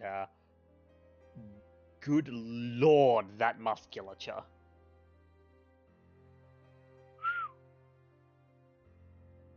And she'd pick up a knife, kind of flick it around in her hands, like basically flipping it in her hand with the blade, catching it by the blade, and handing it to Skye.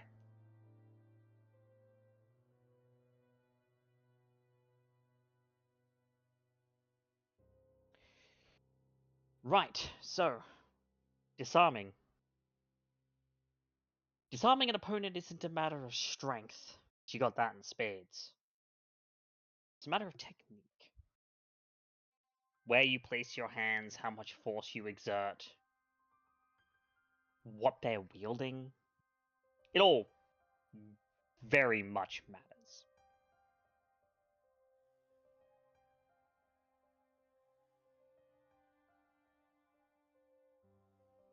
Skye, I want you to take a swing at me. With the knife. Sure thing. And she will take a swing. Right, could you go ahead and roll me a dexterity melee?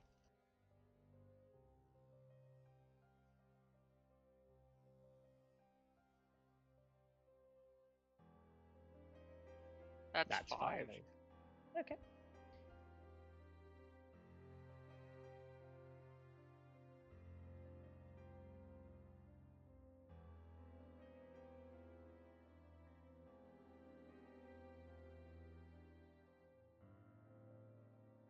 She is going to respond with a dexterity brawl of her own.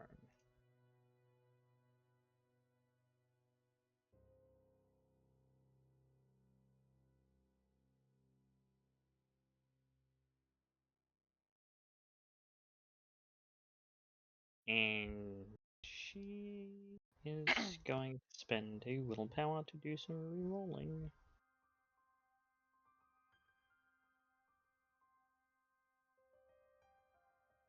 That'll do. 6 versus 5.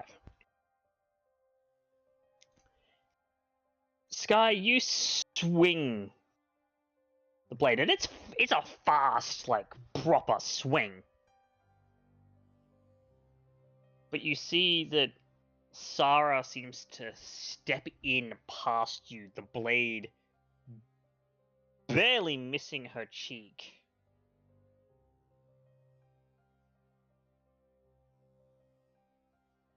She reaches up, presses her hand against the bottom of your forearm and grabs your other hand by the wrist and basically twists.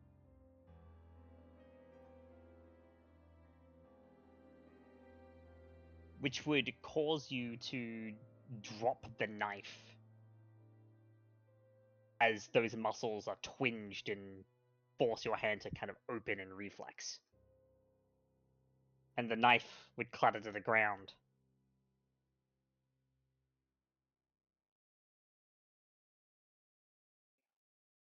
Disarming an opponent is a matter of you can either get them to drop their weapon,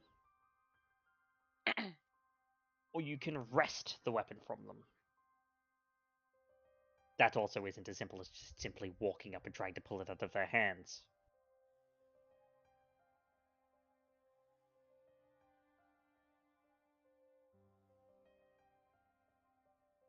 Looks. Would it make sense if I said it looks simple and complicated all at the same time? No, you'd be right. Mm-hmm. You'd be correct. But there's also a little bit more to it than that. It's going to depend on your opponent and their training as to their reactions. This doesn't necessarily work on Kindred, because we don't need to breathe, but on mortals, just a little tap punch to the throat. And I'll make them stop breathing enough for them that they'll drop their weapon. Which you can then just go ahead and take rest from their hands, because they're not holding onto it very tightly, by virtue of their choking. Mm. Of course, then you might find someone who's holding onto their weapon no matter what.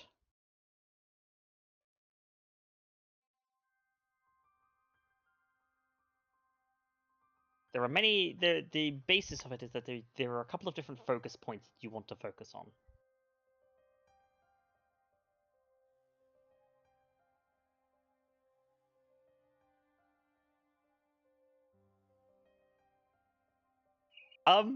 The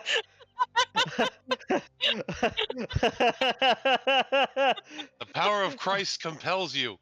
The power of Christ compels you. Doesn't you? Doesn't, because it's not very compelling. Oh, holy shit! That's wow.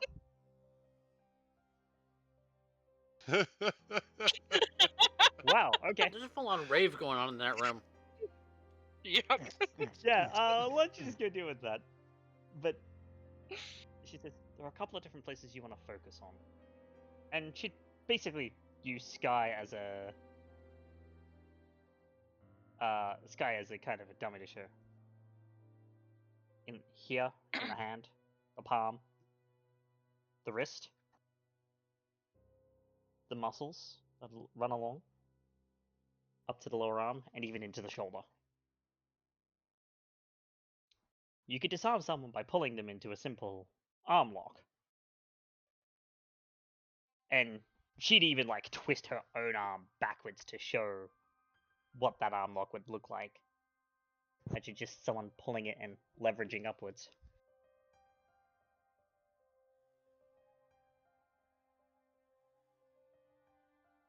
The key to disarming an opponent is putting them in enough pain that, or forcing their muscles to move in such a way that they drop the gun, or knife, or stake, or whatever it is that they're coming at you with.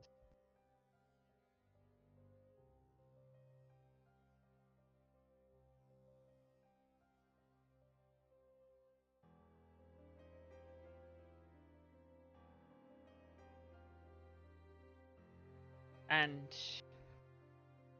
perhaps we'll see if you can do it.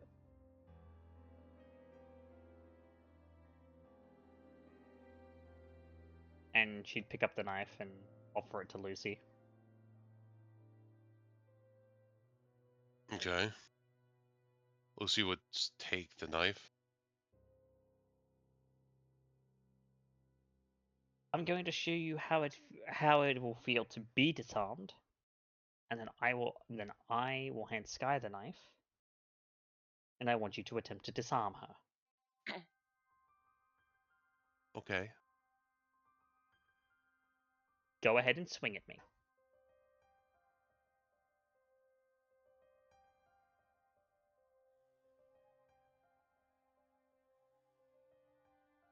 Lucy's just going to clumsily lunge at her. 2 successes. And she's gonna make a dex roll. Yeah, versus 8. God damn. Which is a very high roll for her, because her pool is 9. Yeah. And you feel it, right? It doesn't deal any damage, because that's the point of disarming, is that you actually forgo dealing damage in order to do a disarm, unless you get a critical. You feel her... You see her dodge the knife strike, but then you feel her push just behind your elbow. She grabs your wrist, and she twists, and you feel your muscles involuntarily release, and the knife flies from your hand and clatters to the ground.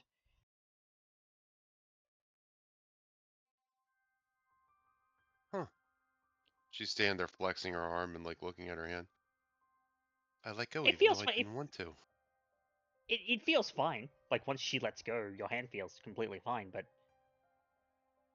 Yeah, she's just looking at like opening and closing, feeling which muscles move, and like. yeah, you can feel this strain on the muscles that, like, when you try and close your hand, while she's got a hold of you, you feel there's a strain on the muscles trying to close your hand around the knife. That's Especially since weird. things are bent in at a weird angle. Not so weird that it's broken, but weird to maintain. That feels weird. Like, it's really cool. It works on everyone. Kindred, mortals, all sorts.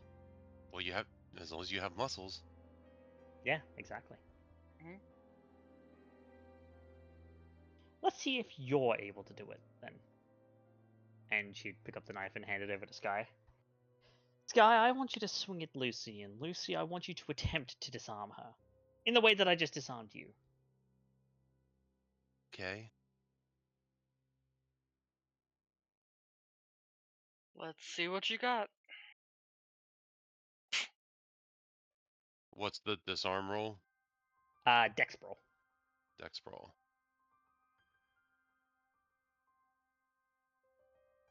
And grappling would apply here as well, because it is a grapple. Oh, I didn't. Yeah. That's fine, you beat it.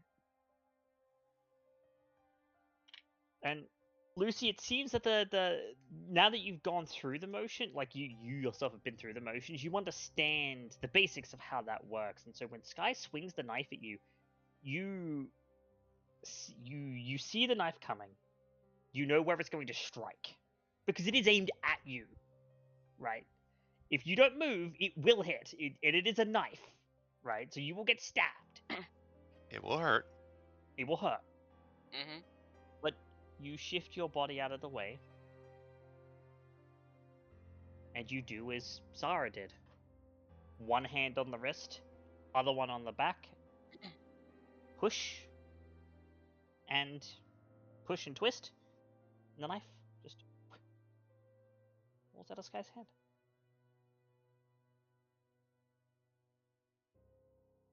Hey, there you go.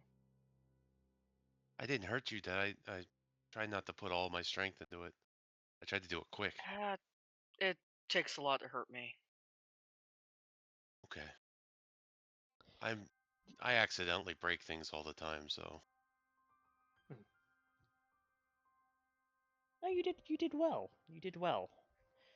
There are other things that we specifically as Kindred can do that are a little more masquerade breaking that can do things like that.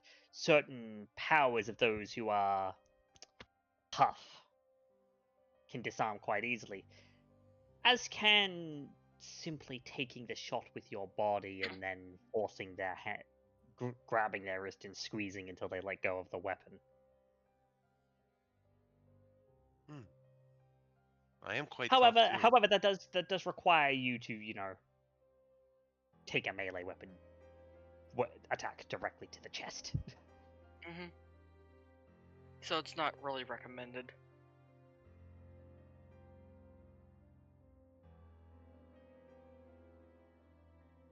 But it did give me ideas. Point about disarming is the element of surprise. You need to be fast, or you need to be able to surprise them. Which is why the little knock against the throat works very well against mortals. It works the same when it comes to ranged weaponry as well. However, you need to be careful because obviously they can pull the trigger, unless you have celerity, they can pull the trigger faster than you can move.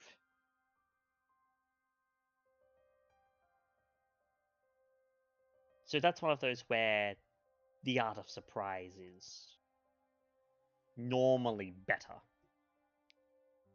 Okay.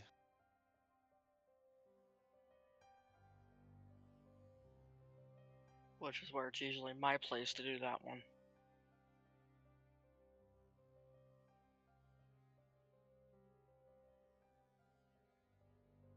I told you it would be fun coming here. Mm-hmm. You can see why. Yeah, she's one of the only people that I could actually probably go all out and throw me around and kick my ass.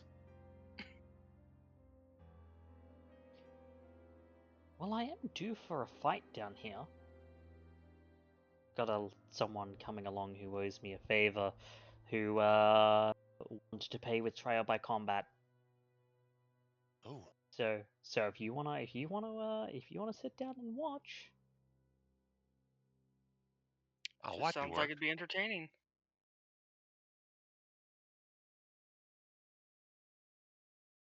and it's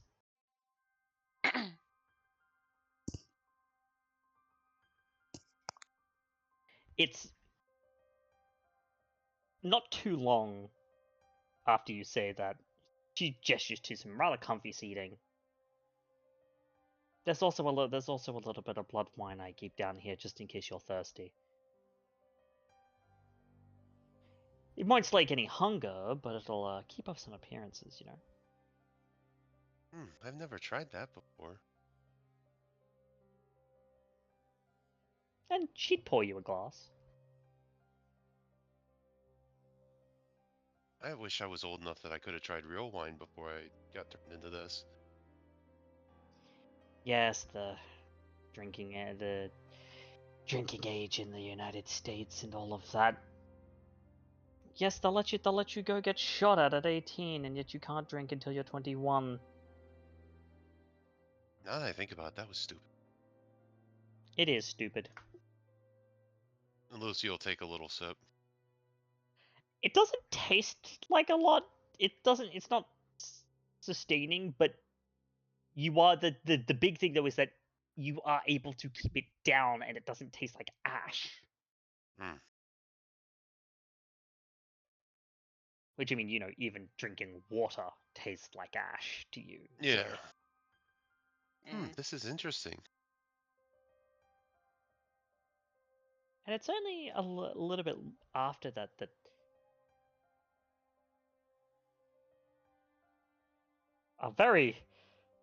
this guy has to be a Nosferatu because he looks fucked up. Like Lucy, you're like Lucy. There's still like some semblance of like prettiness with you. Not with this guy. This guy is ugh.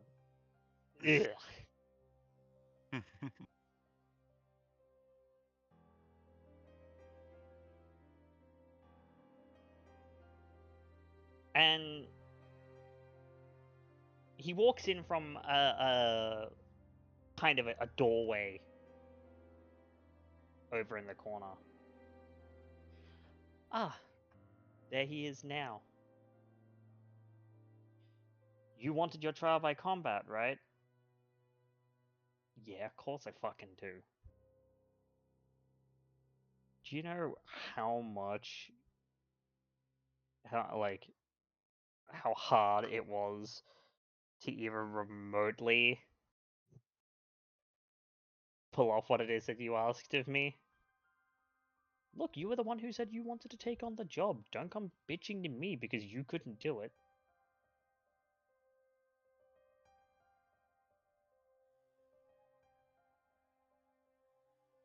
And that gets him rather pissed off. Lucy's just Oh, gonna I'd imagine sit. so. Lucy's just gonna kind of start poking Skye in the shirt. This is going to be good, and then she's going to sit down in the chair. Well, if you want to do something about it, I'm right here. Oh, I'm gonna do something about it, alright. I'm gonna splay you all over this cage. And he, starts, running towards the cage entrance that's near the door. Towards her.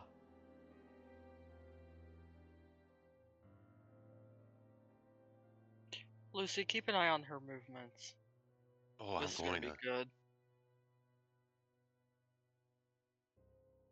And he's running at her. And she's just standing there with an eyebrow raised. Oh. Do either of you have Auspex? Yeah, I not. do. Okay. So, Lucy, this will be a wits awareness from you. Skye, you'll be able to catch this if you've got heightened senses. Yeah, I've got heightened senses. With awareness. Yep. Does instincts come in at all? Yes, I would say that it does. Ooh. Not this again. 7.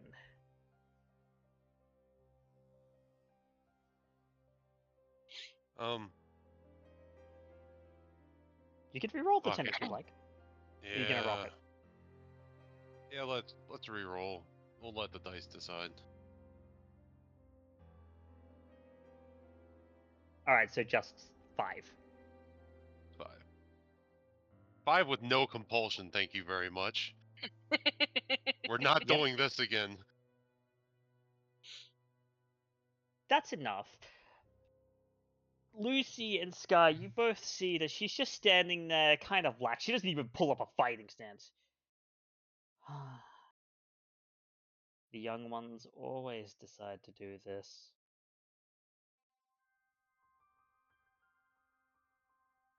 Watch this, girls. And you see that her hand, with preternatural speed, zips out, grabs this Nosferatu by the face. It happens at a split second. You notice it because you're able to process the information, but this happens at a split second. You see her reach out, grab this Nosferatu by the face, lift him with one hand, and he's bigger than her. And she plants him into the floor with enough force that you see the concrete spider with cracks. I'm a planting me a dumbass tree.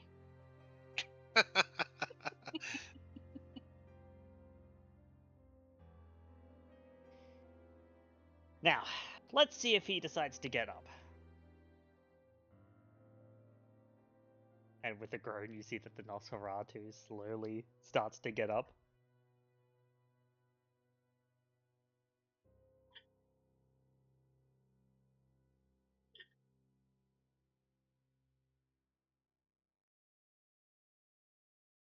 He's very clearly rather unhappy. I'd imagine so. I couldn't imagine why. Yeah, and he's growling some things that I'm going to leave unsaid for Twitch TOS because they are very unkind. Really? You've dropped so far as to start insulting me? Kinda pathetic. Come on, there are kids present.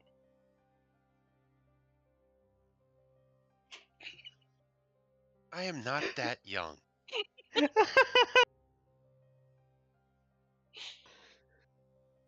As she takes a sip of her wine. And you see that he clearly falls into a frenzy, attempting to basically leap at her and try and tear her to bits.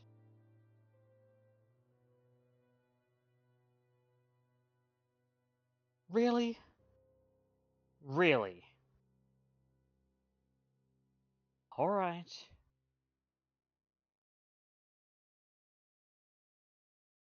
You see that she holds her hand up in like a hand motion like this.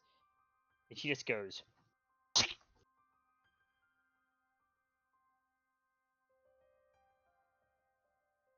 And she impales this dude through the chest on her hand.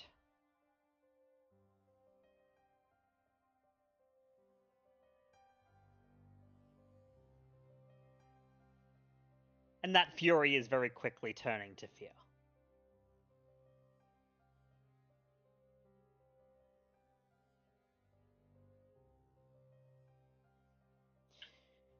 You said you wanted a trial by combat and you decided to run it new dick first. Really? Really? Frankly, I feel like Primogen Twist would be disappointed.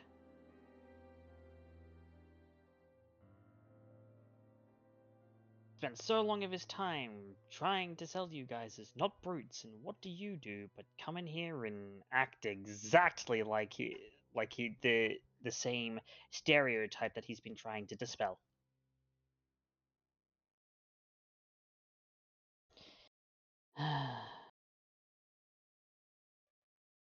And she just basically wrenches her hand from through his chest,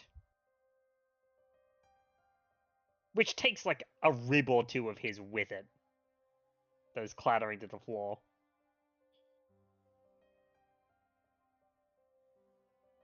He's gonna feel that in the morning. No, he won't.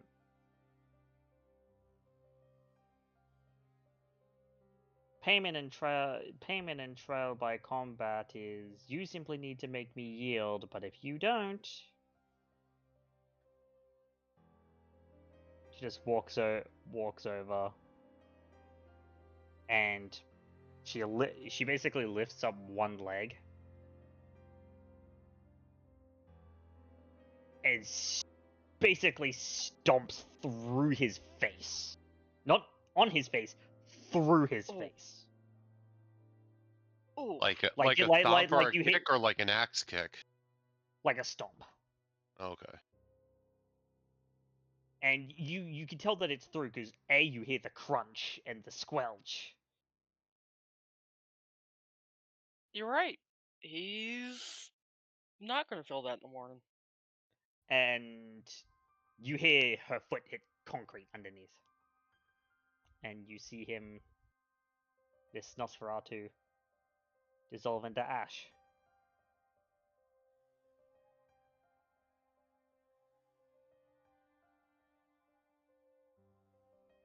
Okay, I was She watching does. the technique, but I just want to try some of that because it looked cool. I'm saying this to Skye. Yeah. Yeah, I do have a question about why she's just able to outright ash him. You can ask her. Yeah, go ahead. So aren't you breaking any of our traditions doing that? If I didn't have permission, yes. Yes, I would be breaking the tradition. The tradition of destruction.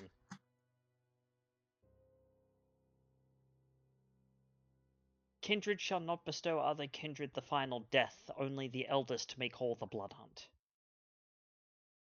However, if someone asks for trial by combat as payment for services rendered, I have clearance to end them if they do not uphold their end of the bargain. Ah.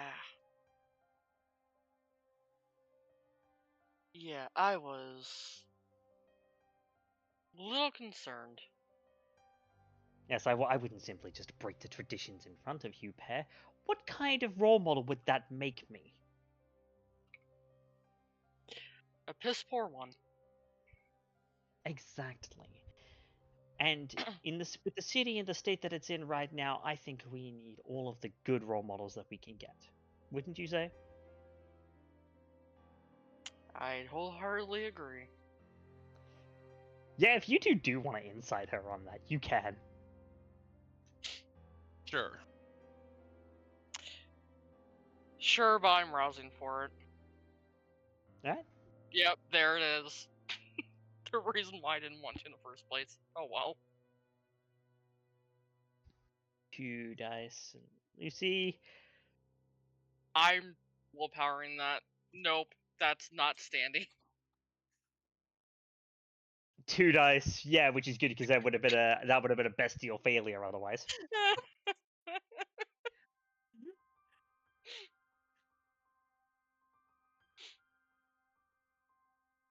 That is enough. You know, at least from what you can tell, she isn't lying to you. She's saying that she has permission.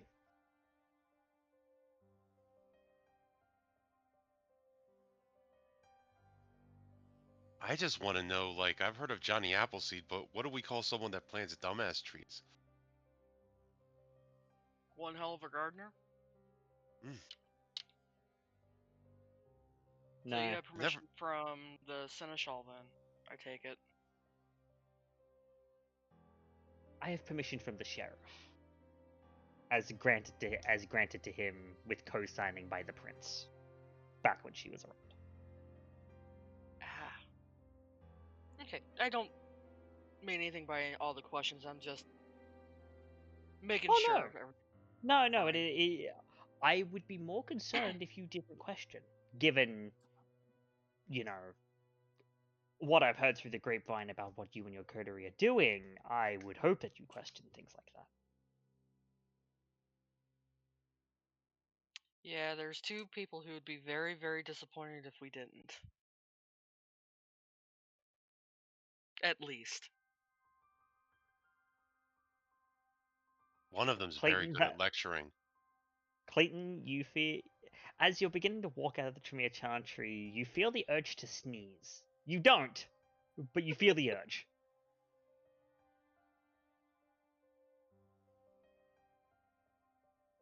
But yes, I do have clearance to destroy those who do not hold up their end of the trial of combat. Yeah, that's the whole thing with another. Isn't that another one of the things about, like, There's even someone that's supposed to keep track of who owes who. What? You're talking about prestation. Boons. Yeah. Those are I've never kept had track of. one, but Those are kept track of by the Harpy. that's right. That's right. I'm still learning the actual logistics of everything. I've only just started going to court.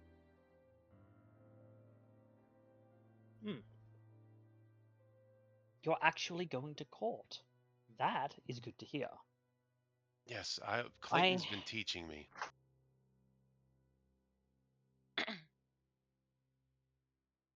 And you're getting taught by Mr. Wellsworth. That is doubly good to hear. I was a little concerned that you perhaps, given your origins and your sire, might have been getting unfairly shafted. Well, since we got here and I kind of got cut off the leash a bit, I've been doing a lot more than I've ever been able to. I can thank the Primogen for doing that for me.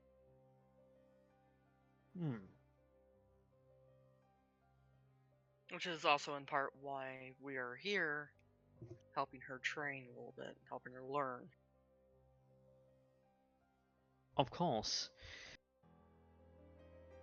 Mr. Wellsworth and Miss Visage will require as much strength and technique as they can get their hands on in the coming nights if what Miss Visage wishes to do comes to fruition.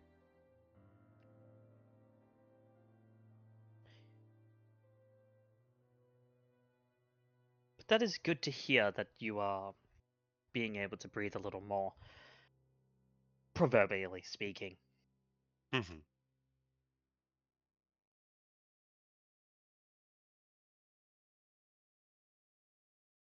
We in the River City have always wanted to see you flourish. Yeah, a lot of people have been really nice to me since I've been here. It's not like back home.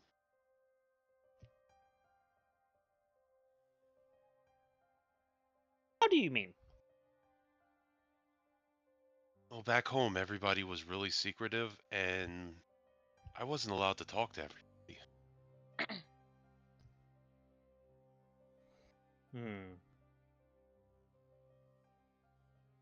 Everybody was trying to jockey for position.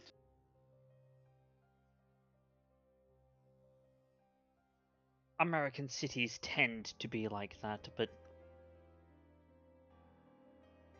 where we find ourselves here in the River City is that we are the last Camarilla city in Australia. We have no allies.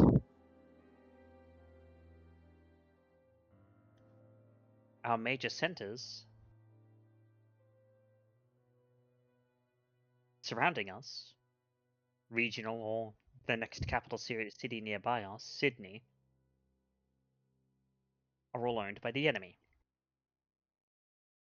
We have sympathizers, but no true allies. There is not another city that we could reach to and ensure that we would receive help.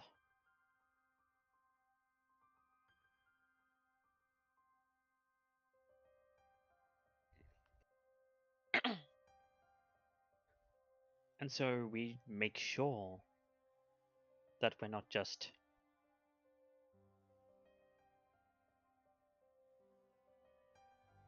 jockeying for position and keeping secrets. Oh, there are many secrets in this city, and I'm sure as you found, and you will find more. And there are some that you will find that may one day get you killed.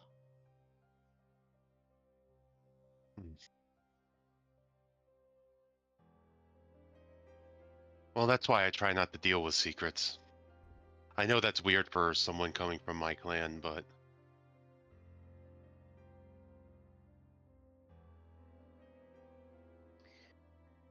I can understand the apprehension under the circumstances.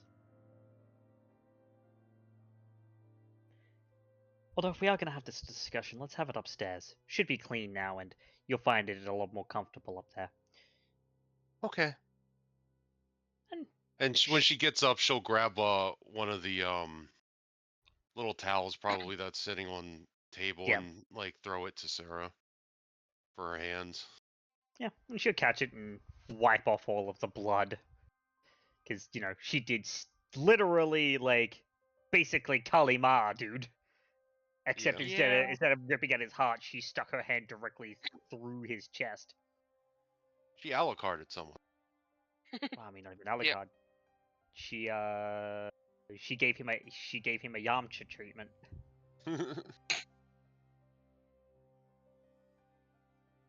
At least this time, the ribs couldn't get caught on her sleeve because she didn't have any. And as she leads you back up to continue having this discussion,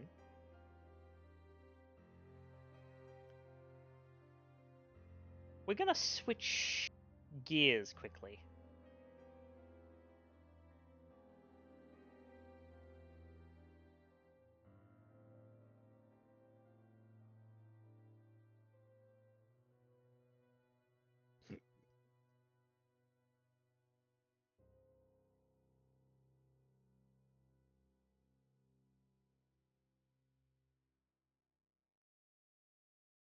I did move you guys there? Yes.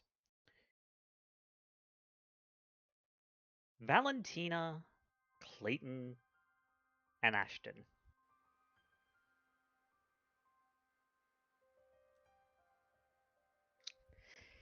You would currently be exiting Tremere Chantry through the front door.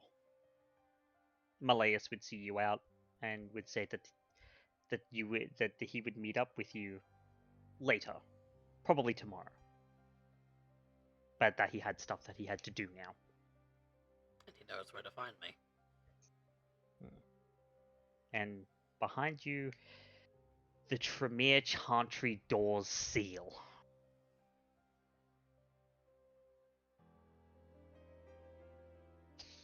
Right.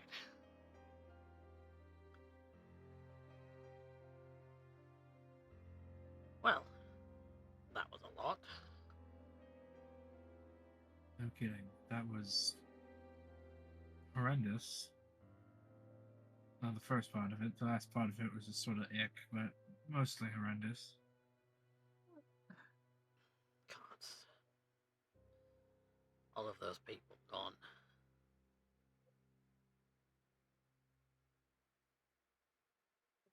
Valentina is quiet. Unusually quiet. Unusually still. Normally, at this point, she would be complaining profusely about everything. But what you see instead is that her eyes kind of glaze over a bit.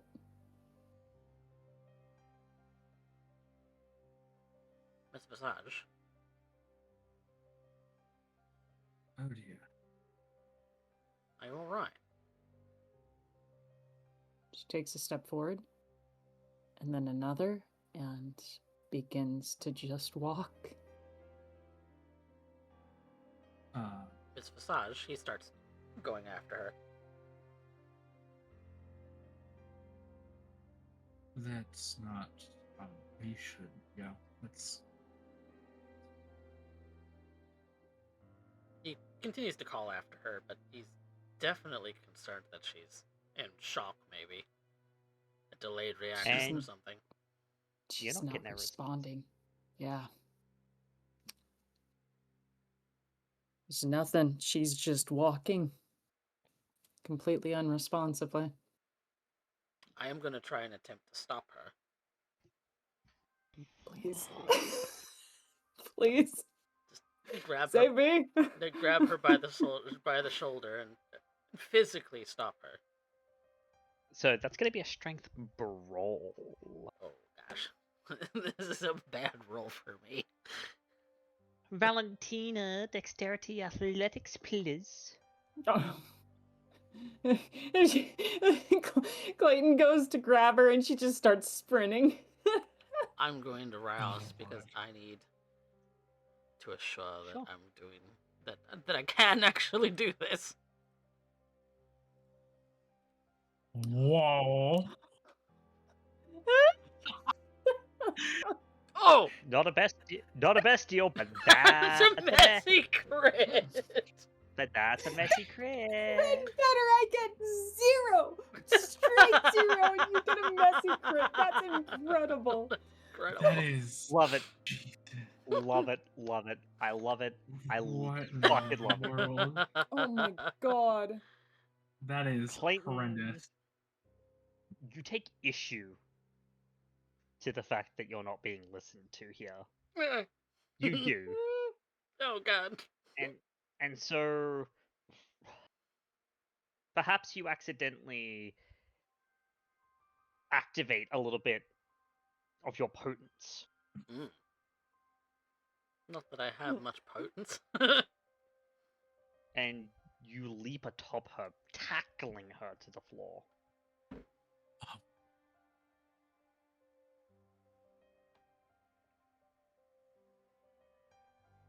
You have her held, currently.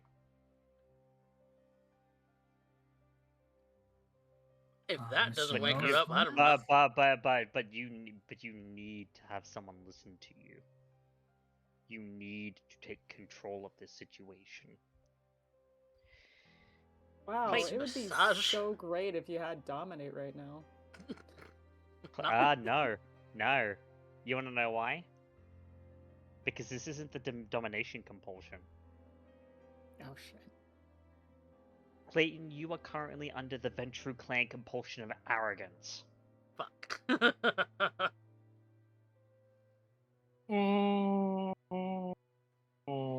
Fueled by the beast and their natural desire for power, the Ventru must force someone to obey a command given. The order cannot be given through supernatural means such as dominate. Until they satisfy the requirements, they receive a 2 dice penalty for any actions not directly related to leadership.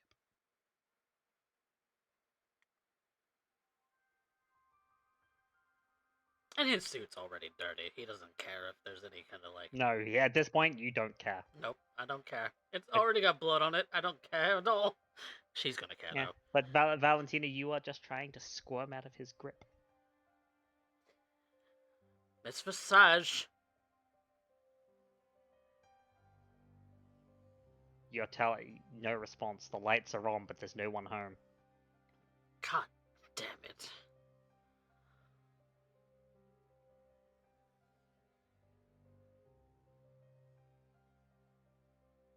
Do I recognize that this is a dominate thing?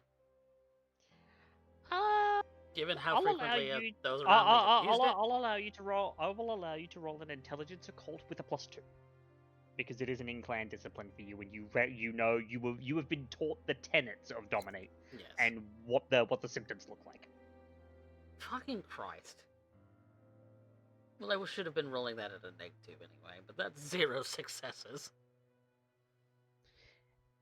And that's a bestial failure. Clayton, you have no idea. Normally, this would give you another compulsion, but there's nothing to say. No. I mean, I suppose the only thing that I could make worse as a bestial failure is that not only does it not occur to you, but maybe it might even stun you enough that you don't know, that you kind of fall into your own thoughts because the beast forces you into them, that you let her go. You start tunnel visioning on what could that be, losing sight of the fact that there now was a woman underneath you as she begins to squirm out. Lord, Mr. Wellsworth. She's getting away. Stop her! I don't know what you. I don't have any of those sorts of abilities. And Valentina would pick up into a sprint. Stop her! I will try to run after her. Yeah, you can go ahead and run after her. Dex Athletics versus Dex Athletics. I'm also going to run now that I'm not Yep. stun locked anymore. I will also say, Clayton, you are free of your compulsion. Ashton listened to you. Oh, yay.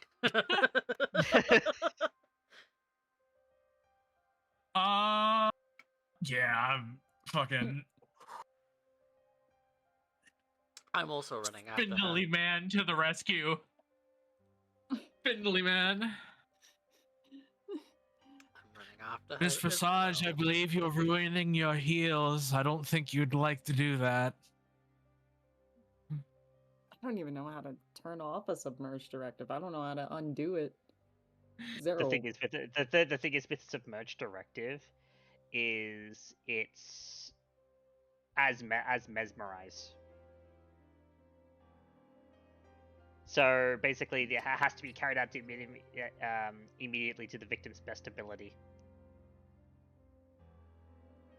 The best ability is us. Yeah, Just- I'm having it. Just go with her and like shove like a sock in her mouth. Oh my god. This poor woman. Poor woman, indeed. Yeah, I don't know what. Chasing after her as much as I can. Yeah, like I look at. I mean, the spindly little Ashton's- man is going spindly. Yeah, Ashton can catch up to her pretty quick. Oh, I really don't want to do this, but I might have to do this. Ashton, you do manage to catch up to Valentina, but Clayton, you are lagging behind. I This am is lagging not behind. your I'm strong not suit. athletic You at are all. not an athletic man. No. I have an idea, but it's going to The hurt a dad bod lot. prevails. I have an idea, but it might hurt like a lot. Why don't you have a stake on you, I might actually. Why is it only knives? Valentina is, you can tell that, like, from where she's moving, just before you roll anything else, is she's making her way to a different entryway than the one that you came in through. Yeah. you didn't realize. Did we not like pass out stakes after the whole fucking Sabat debacle, or am I just gaslighting myself? No, Okay. you didn't pass out stakes. Well, I apologize for the pain I'm gonna put you through. Because I don't want this to happen. I'm gonna fucking kill her. No, I'm just gonna like cut a portion of your leg so that you have to crawl, and we can just pick you up and grab you. You understand, you have to put me in aggravated damage to do that, right? I can't just like do little. Well, I might have No. enough melee. Oh fuck! Do I stab? The You shit have out to of you? physically impair her to do that. Yeah. Oh no! Yeah, I The, have to physically the impair undead you. body is like a machine, not like a human's body. I don't want to Yeah. have to stab you. Oh god. Yeah, because you slice some tendons, they're still gonna work. Yeah, so Well- Ashton, you've caught up. I don't have But she's anything else to making her really- way towards a nearby ladder to climb out. I need dot the strength. I don't have any brawl. Just follow me. Just follow me. I could summon my ghosty and just have it carry you away. I don't know. I don't know if it's physically strong enough to carry someone, but I think we've also discussed off, like, either on break or something, that your ghost is going to kill her if it can. yeah, it's fair. It's combat. It's a combat. Without beast. a critical win to force it to hold back, yes. I mean, I do have like 5 dots of oblivion and like 4 dots of. Okay, I don't want to risk that. You're gonna straight up execute me to stop me from executing myself. Thanks. That's real homie shit. Execute you to stop you from executing yourself. Yeah. Literally the equivalent of "No, mama, he was my dog. I get okay. I'll follow them because I don't have any sort of way to do this without putting you in like harm. So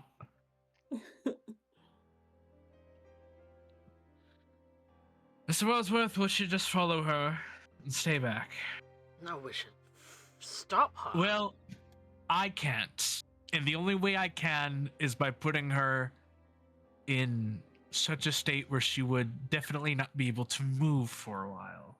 And I do not want to injure Miss Visage, so unless you would like to take my knife and do it yourself, shut up and follow.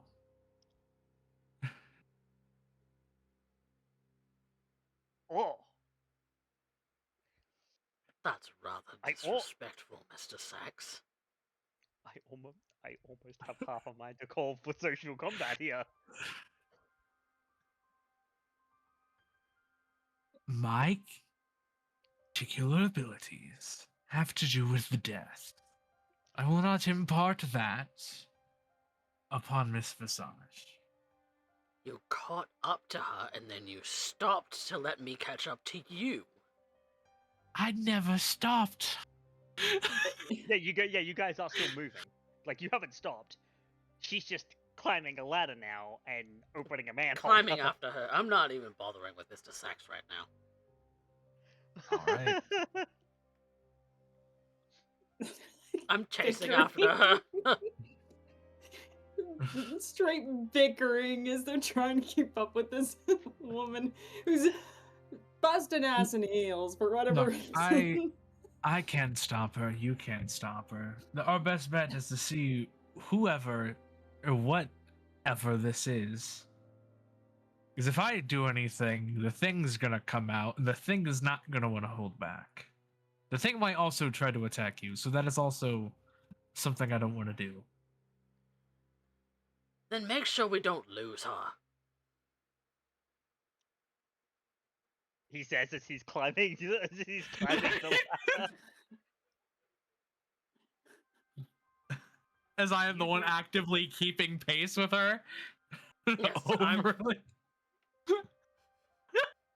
Say it's my 4 successes.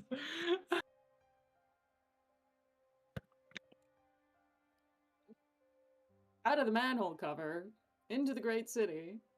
I'm like the Teenage Mutant Ninja Turtles. God. Continue running. Yep. I just outpace As you. much 'cause as my I'm dad bought to let me. I just outpace you because I'm spindly as fuck. I look like Yes. Jack Skeleton. Look, he was not very athletic in life and certainly hasn't developed athleticism in death. I went to war. I have the athletics. I went to war. And I went to university. you would think that where Valentina has exited the Warrens into the city is still in a city. In fact, Clayton, it is an area that you recognize. Alright. And she's headed for a building that you recognize. Oh, joy. It's a building that you've been into before. And it seems that there are 2 men in suits with earpieces ready to wave her through. Well, it's time for me to do this. I'm going to rouse first off. And I would like to cast Shadow Spy to spy on Miss Visage. Shadow 7? Sure. Go ahead and... Yep, so that's fine. You can go, you make your rouse check. Oh. and it will slip onto her shadow because she's not too far away. There's company at the door. Yes, I indeed. sent one of my servants. Let me handle this. Help. Okay. Running to try and go and intercept. And Valentina, you walk.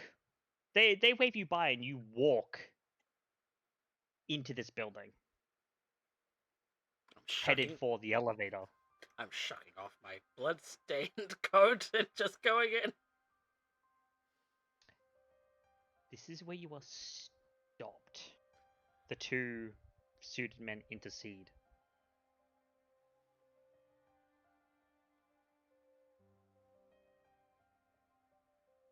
Stepping in front of the door. Gentlemen? Mr. Wellsworth.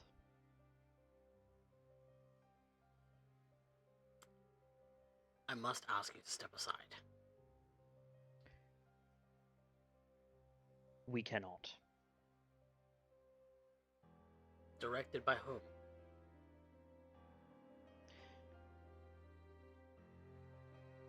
Orders from up top. Perfect. Exactly who I'd like to see. They're currently busy with an appointment. You'll have to wait. May I at least wait inside? And they look at you. They look at Ashton. He's with me.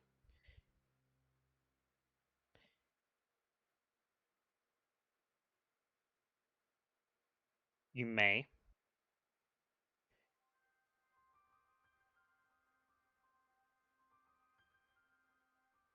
But we have all. I will warn you now. We have orders to dispose of you if you get rowdy. I have Please no mind your intentions manners. of do so. No, but it would be unfair for us to not state the situation as it stands.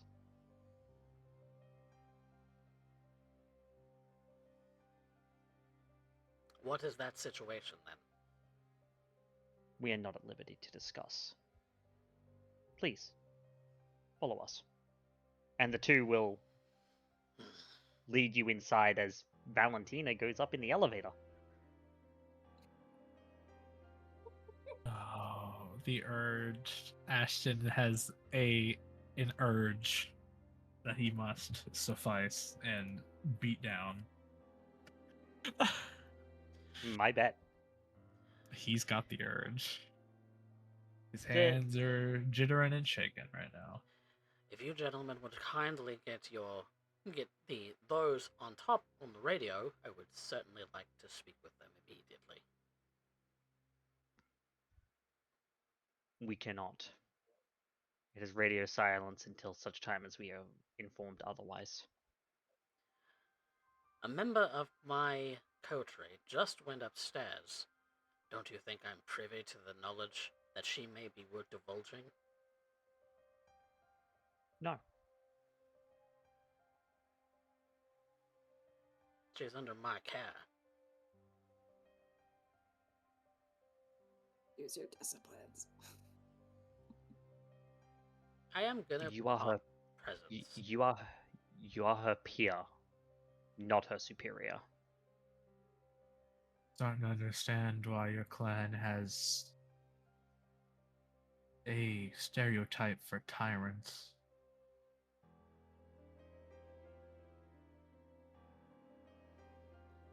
So you're popping presents. I am popping awe. Mm-hmm. Please. It's urgent.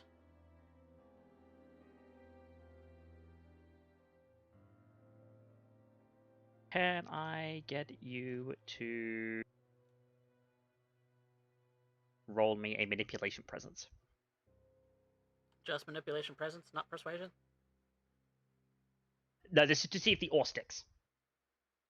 Alright. Balls. I'm gonna willpower. I have 2. I thought Yeah, no, or has a manipulation, presence versus composure, intelligence roll. Right, it's the later ones that are It's charisma. yeah. And Daunt doesn't have a roll. Daunt is just fuck you, leave me alone. Yes. Maybe one day I'll take Daunt.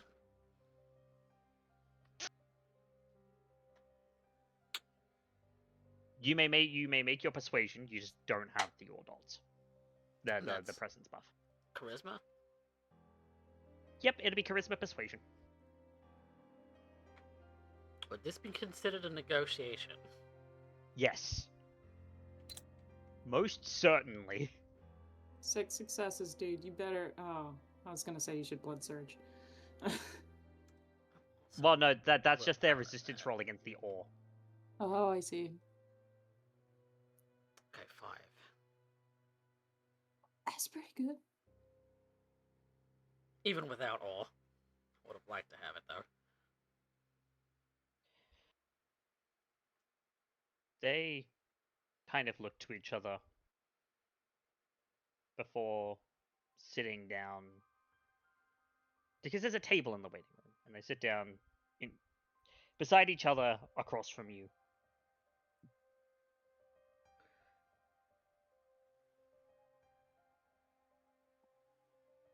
I haven't sat down. I'm still standing. Well, they offer you to sit.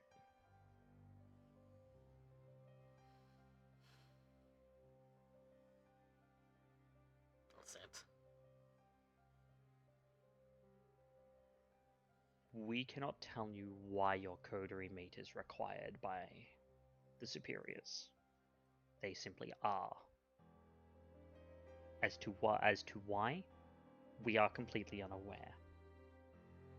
However, because you are a trusted member of the board,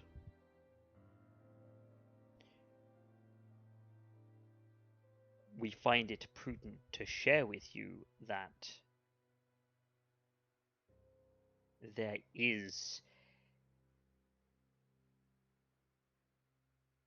a person, an individual of great value to the clan visiting the city at this very moment. May I know who? We do not know who. Us two, that is. We were not apprised of that information.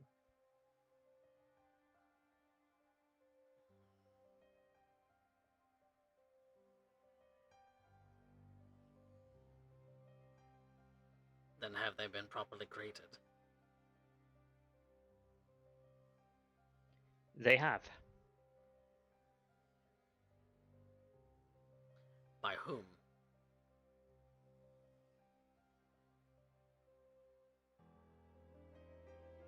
That is beyond us. We were What can simply you- told that the...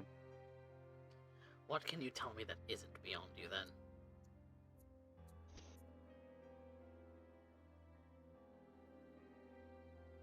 Miss Valentina Visage is known to have information that is of high interest to this individual. To our guest. Correct. Against who's only just arrived. We did not say that. We said that they were visiting the city as we speak.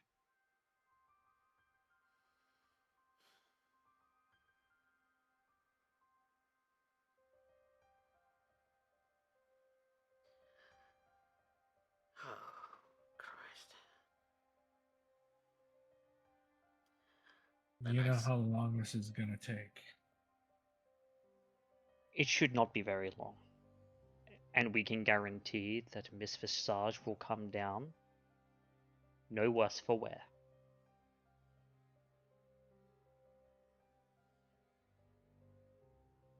I looked down at my shadow for a moment before looking back up at Clayton.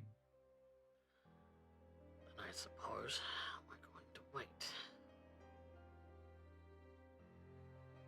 Thank That's you the for your first cooperation. We do have other matters to attend to. I hope it's done quickly then.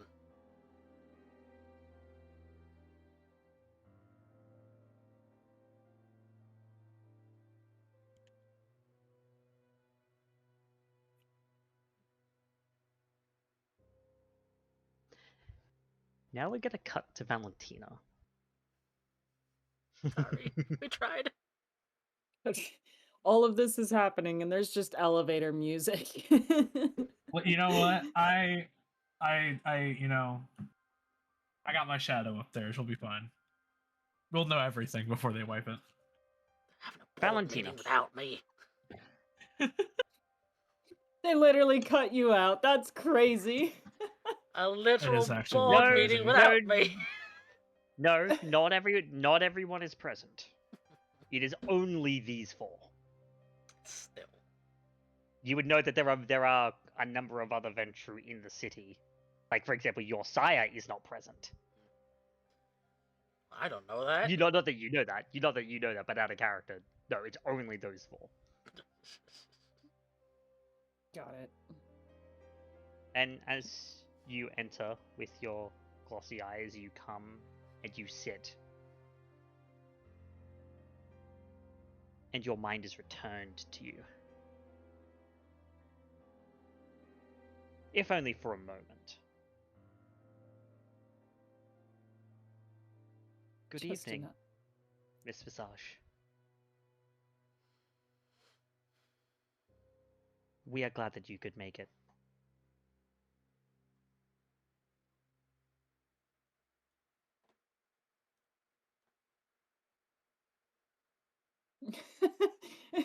Just confusion. Yeah, the last thing you remember, you were standing just outside the Tremere Chantry with Clayton and Ashton, and now you're in a boardroom with the two Ventru that you met, and Duval is here? Noticing that.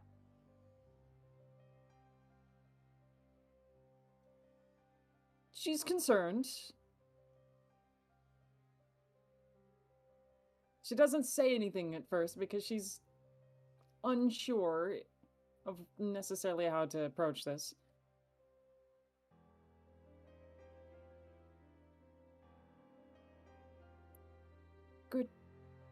Good evening. I'm afraid I'm a bit fuzzy on the details as to how this appointment was arranged. I will share that with you in due time, Miss Visage. For now, Mr. Duval, Mr. Salvatore, Miss Tesla, you three are dismissed. And the other three would actually get up and then proceed to leave the room.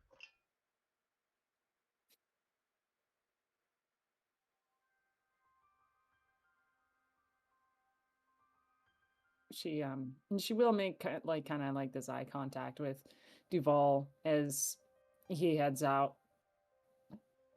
And he'd give her a nod. She gives a nod back, but at the same time is like begrudging him in her mind. She brings her gaze back to Miss Samson. Miss Samson.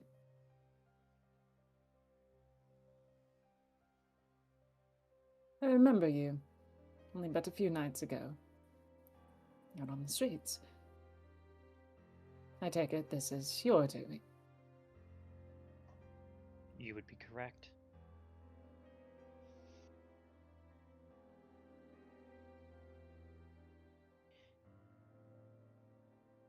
You see, Miss Visage, there is a condition in this city that has been met. And that is what has brought you here to me this evening.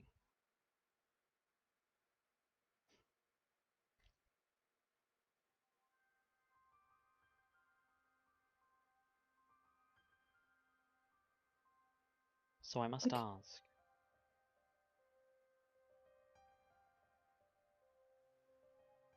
What did she say to you?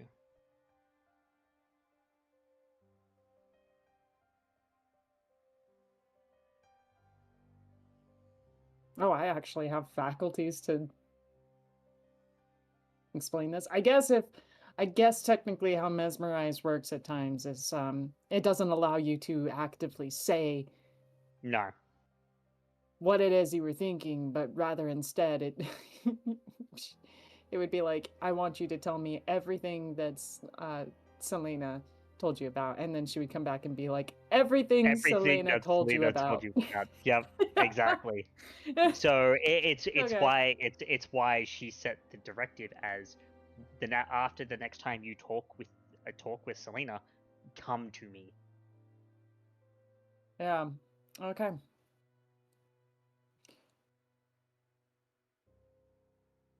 She brings her gaze to Miss Sampson now, no longer making eye contact, but fiercely evading it. More so out of just the distrust of the circumstances. She thinks back about how Selena basically said, say anything, and I will strike you down. For lack of better, for more or less. Not to mention, you feel a deep desire, a deep desire to not break what she asked of you.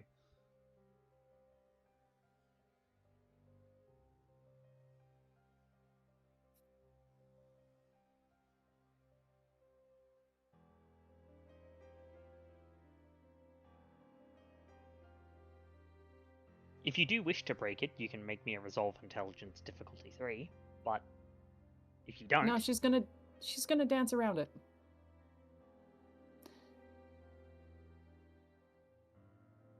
I was reporting a very important matter regarding the nature of our city. I've reconstructed the rack, Miss Sampson. We are no longer outsourcing it. It will all be internal, from here forward. There are detractors, of course, and I will be meeting with them shortly, but I wanted to assure our dear prince that everything is going according to plan.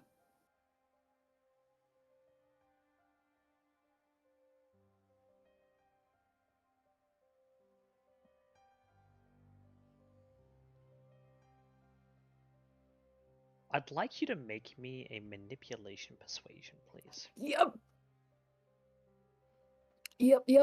I will also go ahead and rouse on that. That's my girl.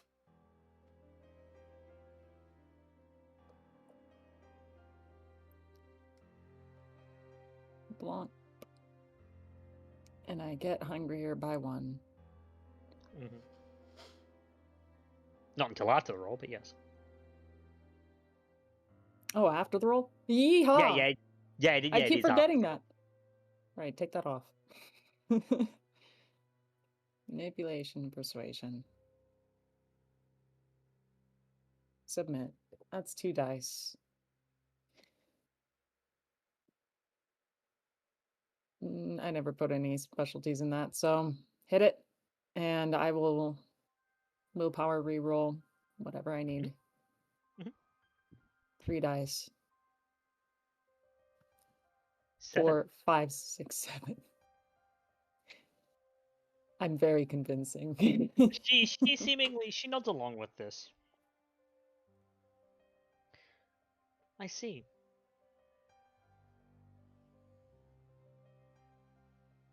Hmm.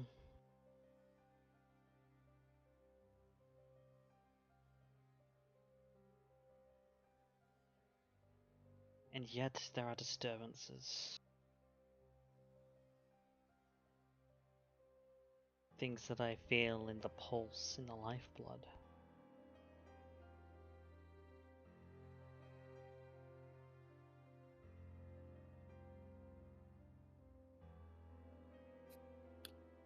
She continues to play her game, but she is seemingly not making a mess. These conditions are, I suppose, acceptable. Is there anything that she shared with you, Miss Visage? Outside of such things? Outside of your report to her? Unfortunately not. As it stands, you know how she tends to be very vague in her mannerisms. Not that that's particularly an issue. She did instruct me before to continue with these operations. That she'll be watching my movements. If that is what you'd like to know.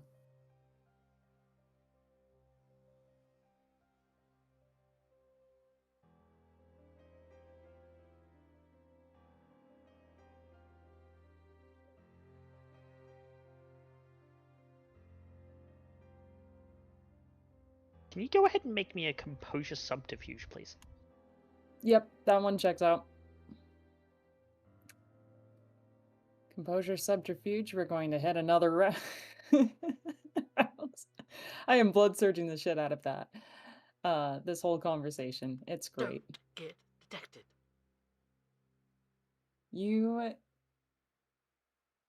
We can play this game all night, honey. Willpowering that one as well. For the extra sauce. That's 4, 5, 6.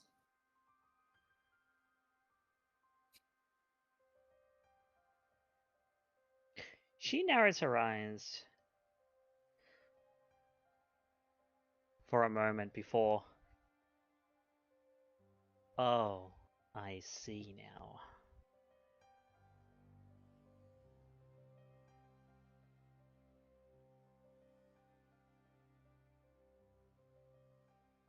Very well. I can't say that I had the expectation that she was going to do something quite like this. But I suppose it makes sense under the circumstances.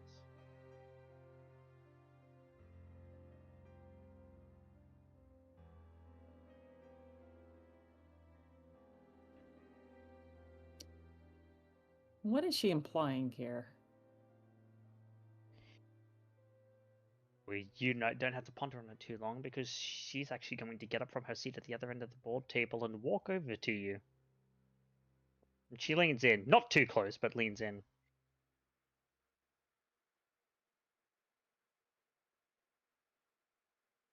You tasted of her blood, didn't you?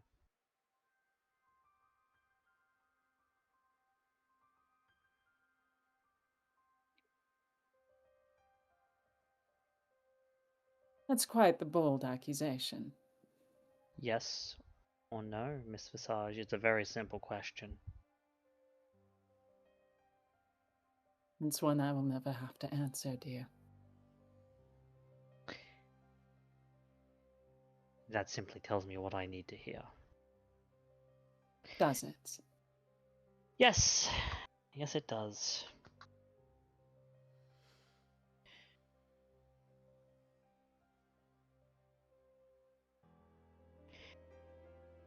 It seems that she's making her moves, which is fine. I should have expected this. I suppose I have no reason to oppose so long as she continues to play ball. And I suppose as the second little rose under her thumb, you'll do quite nicely.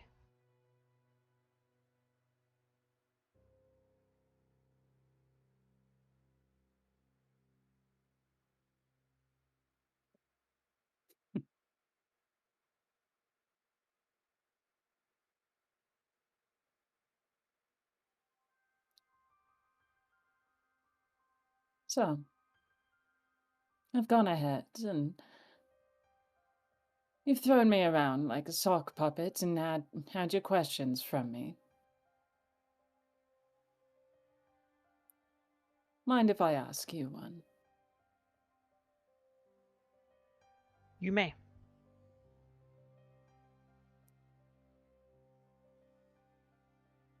Why watch so closely if you don't have any intention to oppose?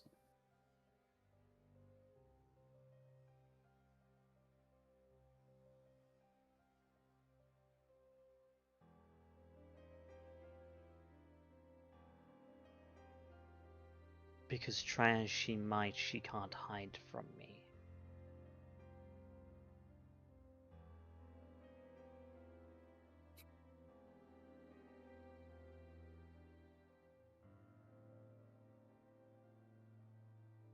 I see. So it's personal. Oh no, certainly not.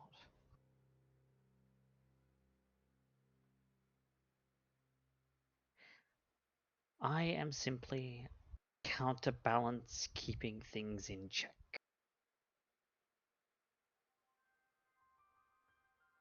And yet you're new to the city, at a time of tumult.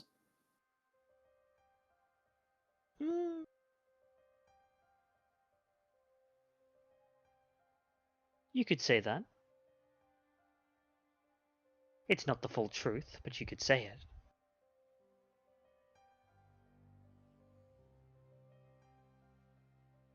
But there is a truth. That there is. And that tells me enough.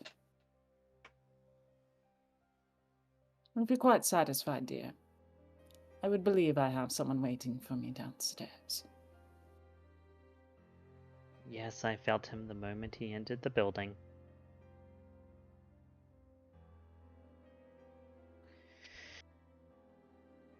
You have a good rest of your evening, Miss Visage.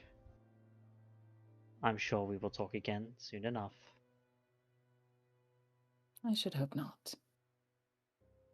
As pleasant as you are, dear. And she turns to face the glass window.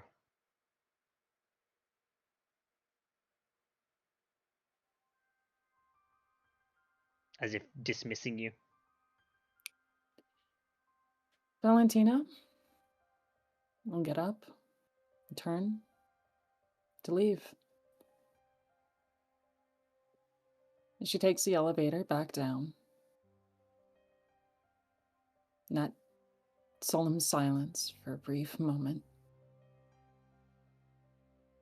she pulls out a handkerchief from her bag, bunches it up in her fingers, before tearing it apart, wiping her hands with it, putting it back in her bag.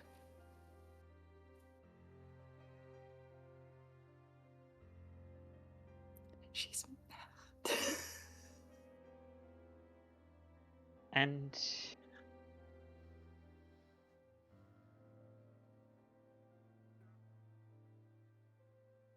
Valentina, you enter into the scene of the two men speaking with Clayton and Ashton in the waiting room at the table. Clayton, it's when Valentina walks in that you feel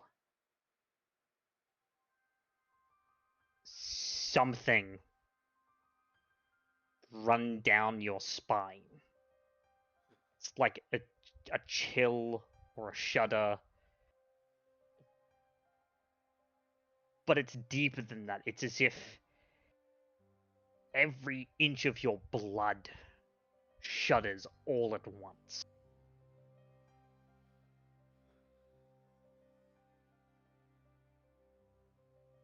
But that's all.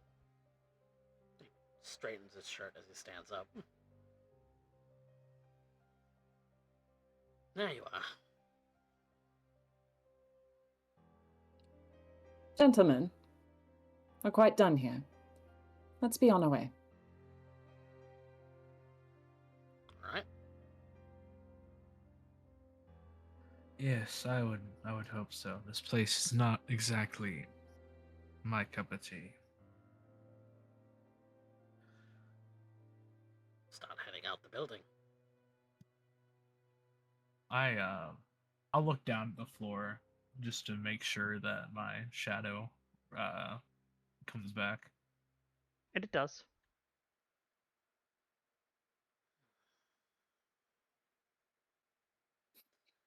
As they're walking He away from the building and they're maybe like a block pauses. away. Are you alright? We'll see.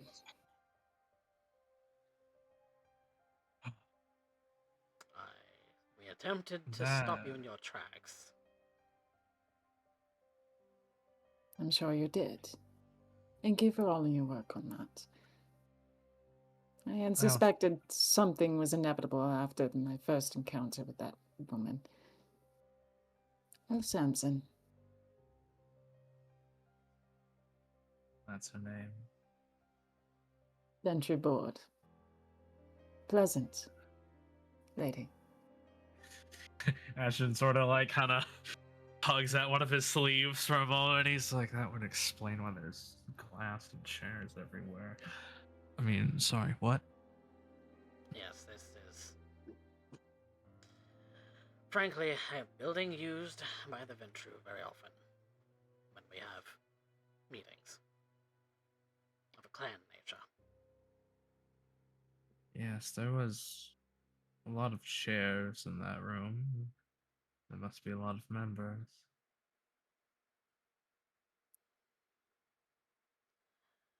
A number. But... Duval was there, by the way. Maybe you'd like to have a conversation with him later. perhaps I shall. Did I see him leaving? Yeah, you did, actually. And if you had asked him, he would have said that he didn't know why he was there. He was just called in. He was doing what he was told. He was told that there was a meeting a meeting to take place that he was needed for, and so he was present. That's great. Memory sweep. God damn it. I hope you didn't mind my prying, Miss Visage, but I wanted to make sure you were safe. It's appreciated, Mr. Sacks. It's about all My we concern could is do. never with the venture in the city. They tend to be rather cordial. What did she want?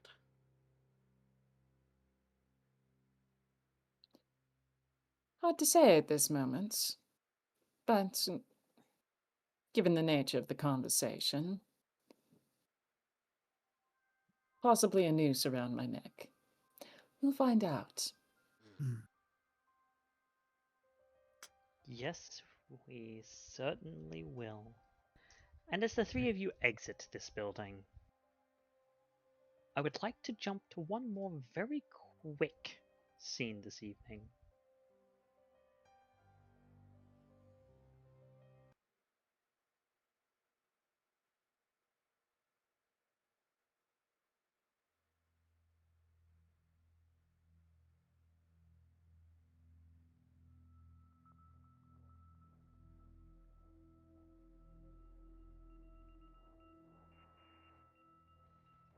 We jump to an abandoned and destroyed house.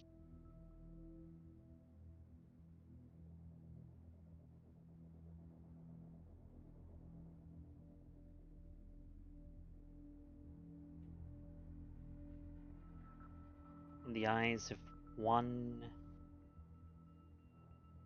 Everett Vandren.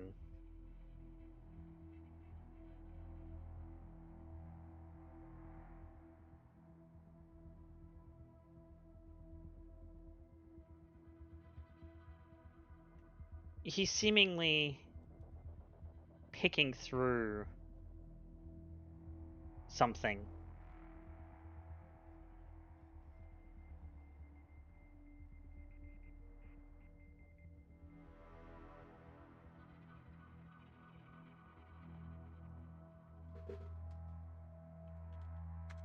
And after a little bit, he stops.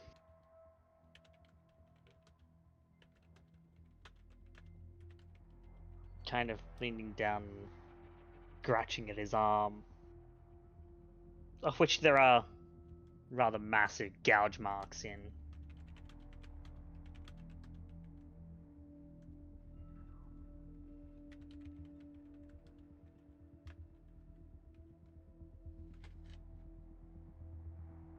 You said that if I followed you, that if I did, said you would make the emptiness go away, but it's only gotten worse. It's like there's nothing under my skin, and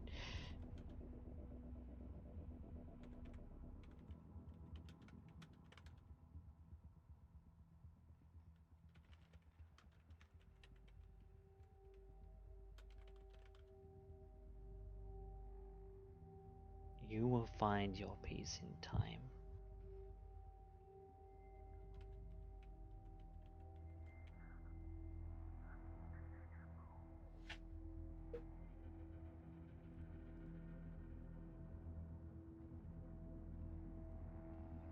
You will have your vengeance in time.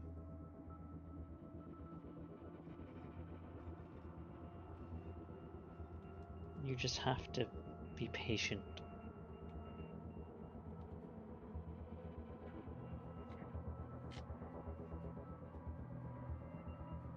The best plans take time.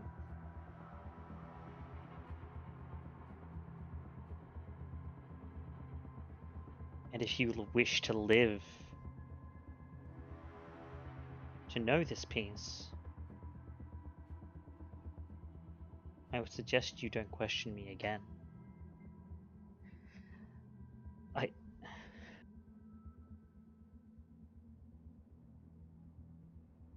Yes, ma'am, I'm sorry.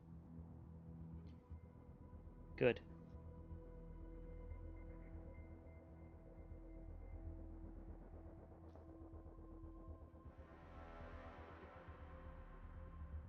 Contact codename King.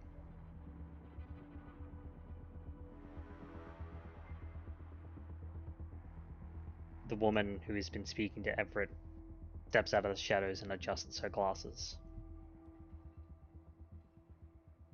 We have work to do. And that's gonna be where we end the session for today! Fuck. Is that the volley? Holy shit! How does the volley have my boy? Is that Queen or is that the volley? I can't. What?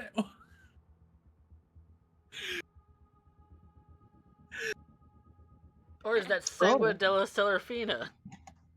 Nope. The black border. Black Border is not kindred. I don't know if you noticed, but all the kindred have black borders. Yeah, is that All the kindred have red borders. Is that, That's true. is that an achievement? And he's dead. Good job. Is that an achievement? He's peeking his Is that mic. movement? He's is that peeking his what mic a so demon- bad. Is that a demon or is that a werewolf? Werewolf. Never mind, it's a demon. he's about to get into a puddle. And whilst he does, I'd like to thank all of you for joining me in this session today. There are no stains to give out. I'm shocked. Even though I Except almost for the know- ones on Clayton's jacket. Yeah. Yeah, except for the ones in Clayton's jacket. Actually, wait, no. He has hold a on. number of I do. them. He has a number of stains I on mean, his I jackets. did almost, like, I was tempted to just murder 2 Ventru and call... that What was do a we thought in got? my head. Well, Gonna stand? Who has the stains? Well, I'm looking at this very quickly. Yep, okay. It's definitely not Judge. I didn't even do shit to Yeah, Judge No, better you did did. anything You today. were Judge- working on stuff. You were This was a background session for you, but you've been working on stuff in the background, and the one role that you had will benefit you greatly come next session.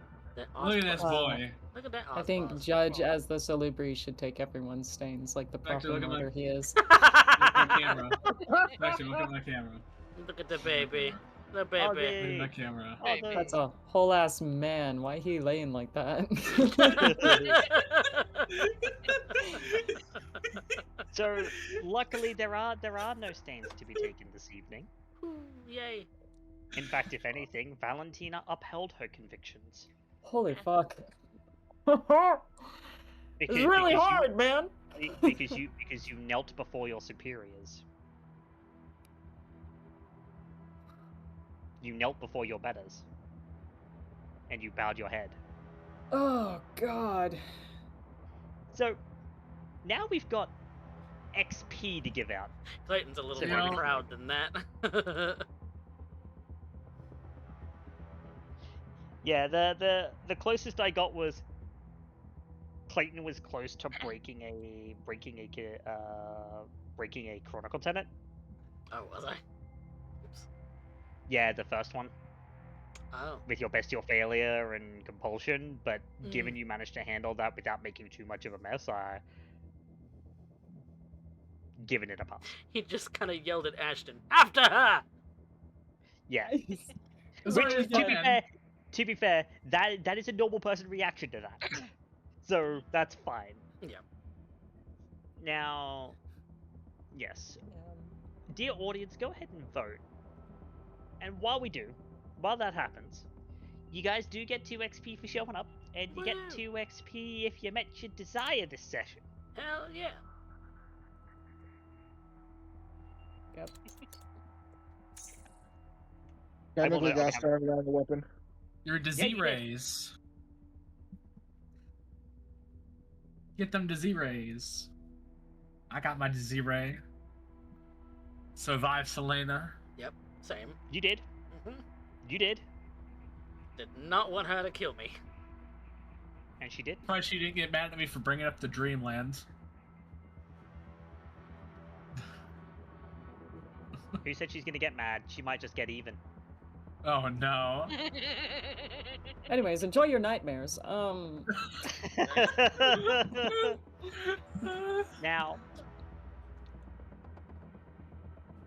we have our voting categories now. We have the audience vote. This is currently going through. Yes. We Yeah. have plot pusher, best scene, best line, and why 1 XP MVP. I tried to get into the tower to get into that meeting. I'm sorry you were there by yourself, Valentina. No, you did. You did. And they were by themselves. They had a ghost thing with them. Little shadow. 2 bit. people. Yeah. There were 2 people that could have dogpiled this woman, and y'all could. I Because they're wasn't both trying to weak. harm her. Literally, the only way I could have done that was put this bitch in aggravated damage, and I'm not doing that. Yeah, because they're both actually like weak as piss. We are weak Boy. as piss. I am not weak as piss. The only 2 who I could just have stab people. weren't there. I'm made of Hold on. stone. I'm meant to tank things. I'm not meant to Hold dodge. on. No, this Oh, look. This is my oh, dice pool for you melee. You could, This is my dice pool for melee. melee doesn't count when you're trying to grab someone. You couldn't take down a whole ass woman that was power No, I walking. just tried to stab the shit out of them. That's the I catch up to them and just stab the shit out of Weak them. as piss, That- like we said. That's a motion. Not on stream. God. I'm stabbing people. He's the one who made it weird. But yes. So we have this a- we war have- we veteran have- can't take down an average woman power walking. No, she can. That's what No, we're he saying. can. He did a It's lot just of he- drugs. It's just he can't do it without hurting her. That's He did the a lot thing. of drugs. And I Okay. mean, to be fair, And Clayton is dad bod Lucy. incarnate. Lucy was learning how to do that without hurting people tonight for the exact same reasons. Like, yeah, you could take someone out, but taking someone down. But It's a I'm little bit messing with different. velocity, and you're ruining my logic. Good. Oh no, that's fine. That's fine. You're both biting it. But Mess with yourself. I'm not even dignifying that one with the response like a proper That's one. crazy. Anywho, What am I gonna do with all these people? They're all gonna be yeah, the what are death you of gonna me. do? You love us. Except for Who Skye. got plot Except pusher? maybe Skye. Who got plot pusher this evening? Valentina. Valentina. Valentina. Oh gosh. well, that was certainly Hundo P. unanimous. Yeah. And it was a big move. It was a very big move. I didn't What? think she was gonna declare to Selena that she was gonna declare Praxis this soon, but here we are.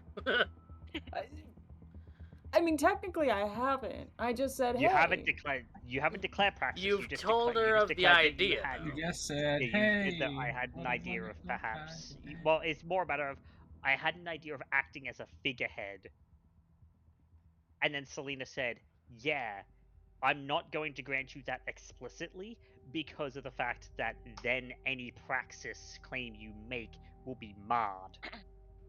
Valentina's the audience favorite, by the way. Yeah. Damn, there you go. So 2 XP for plot push Oh, and 2 gosh. XP for the audience favorite for our favorite Valentina. Our favorite little Rose. There you go. Look at you. Next, we have best scene. I'm gonna throw my hat up because I tried. I really tried to get into the building in order to rescue Valentina from You did. El Samson. I'll give it to Clayton just for trying to catch up to Valentina. I'm gonna give it to Lucy. Oh, Oh, I like that scene in the club. I thought it was pretty good. yeah, that's fair enough. So we have 2 Clayton, 1 Lucy. Clayton. I was Wait, cracking up quite a bit about him. Clayton with needs a Ashton. participation trophy at this The- point when God because damn he's it. trying so hard. Bickering back and forth to catch Valentina. She's just wandering away in heels, clack, clack, clack down the street. And he's Clayton clacking in his stuck dress on the shoes. first fucking floor. I'm just being a contrarian. That's all it is. I'm voting for Clayton. I can't deny. All I right. just like being a contrarian when it comes to this kind of stuff. Then Clayton, it looks like you. Clayton, it looks like you get it for the best scene this evening. They love me. They love that I fail. I'm a Sometimes. tank. I love I'm a Clayton. Sometimes tank. we love you. I'm a Sometimes we not- love you. It's not Clayton failing, it's how much work Clayton does and how much work he puts into it. Like, he's stumbling all over himself, but he is not letting that stop him. He has... No. He's powering through. He's powering Like a through, tank. and I Like a respect tank. the fuck out of it. And He's it's a fucking great every tank, time. mentally and physically. You ask him to dodge shit, he's just gonna stand there and take it. He has no dodge. He's just gonna stand there and take it. Title of his sex tape. That's crazy. That's insane. You suck. Who had the best line? And you can't pick that one.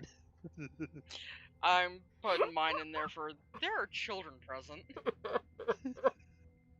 That was pretty good. That's One great. one for Skye. Fuck you, Lethality. I'll go for that. Love you too.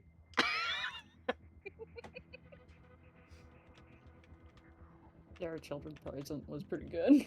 There are children I present, thought it's pretty that good. was super funny. Yeah. So I'm assuming that's Yes, that's one for me too. oh, that's unanimous for Skye. Yep. I believe so. Yeah, thank you. I can't remember anything I said, so. This was more of a development episode for Lucy, a development episode for Judge. Mm. Yeah.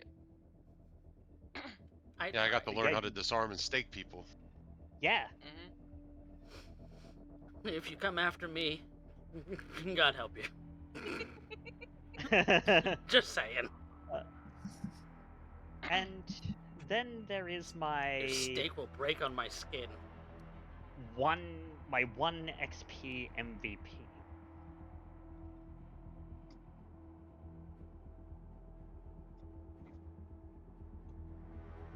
Valentina.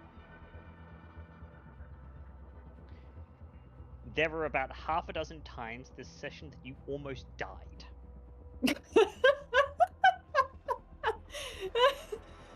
I'm going to be completely honest with you. You were like, you were right in the red line between the land of the living and the fucking death dimension. I'm gonna be real. Fucking death dimension. If somebody would have come after her, she would have gotten a tank from Clayton. He probably would have died too. Mm-hmm. Domain expansion.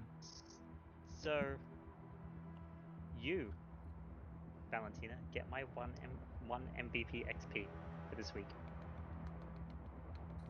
Thank you. I was There really will be- scared.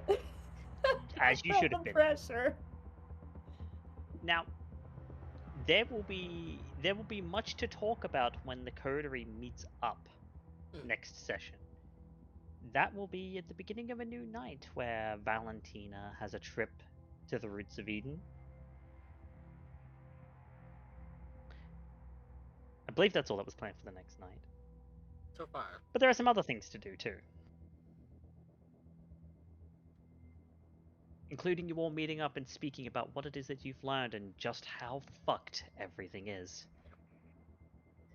And But that that's you're all all for gonna us. die if you say anything. Mm-hmm. That's all for us here at the River City. Be sure to tune in on Wednesday evenings for San Antonio by Night Blood Gambit, and here on Saturday evenings for the next episode of Brisbane by Night Hellfire. If you've missed episodes before of either show, or you want to go back and watch any of our previous content, you can do so on the YouTube. Would suggest it. It's pretty good. Yep. Plenty of playlists. That's all, everybody. 7 years of content. Yes. But that's all. Say goodnight, everybody. Good. Nah. Good night. Au revoir. He peaked his mic again.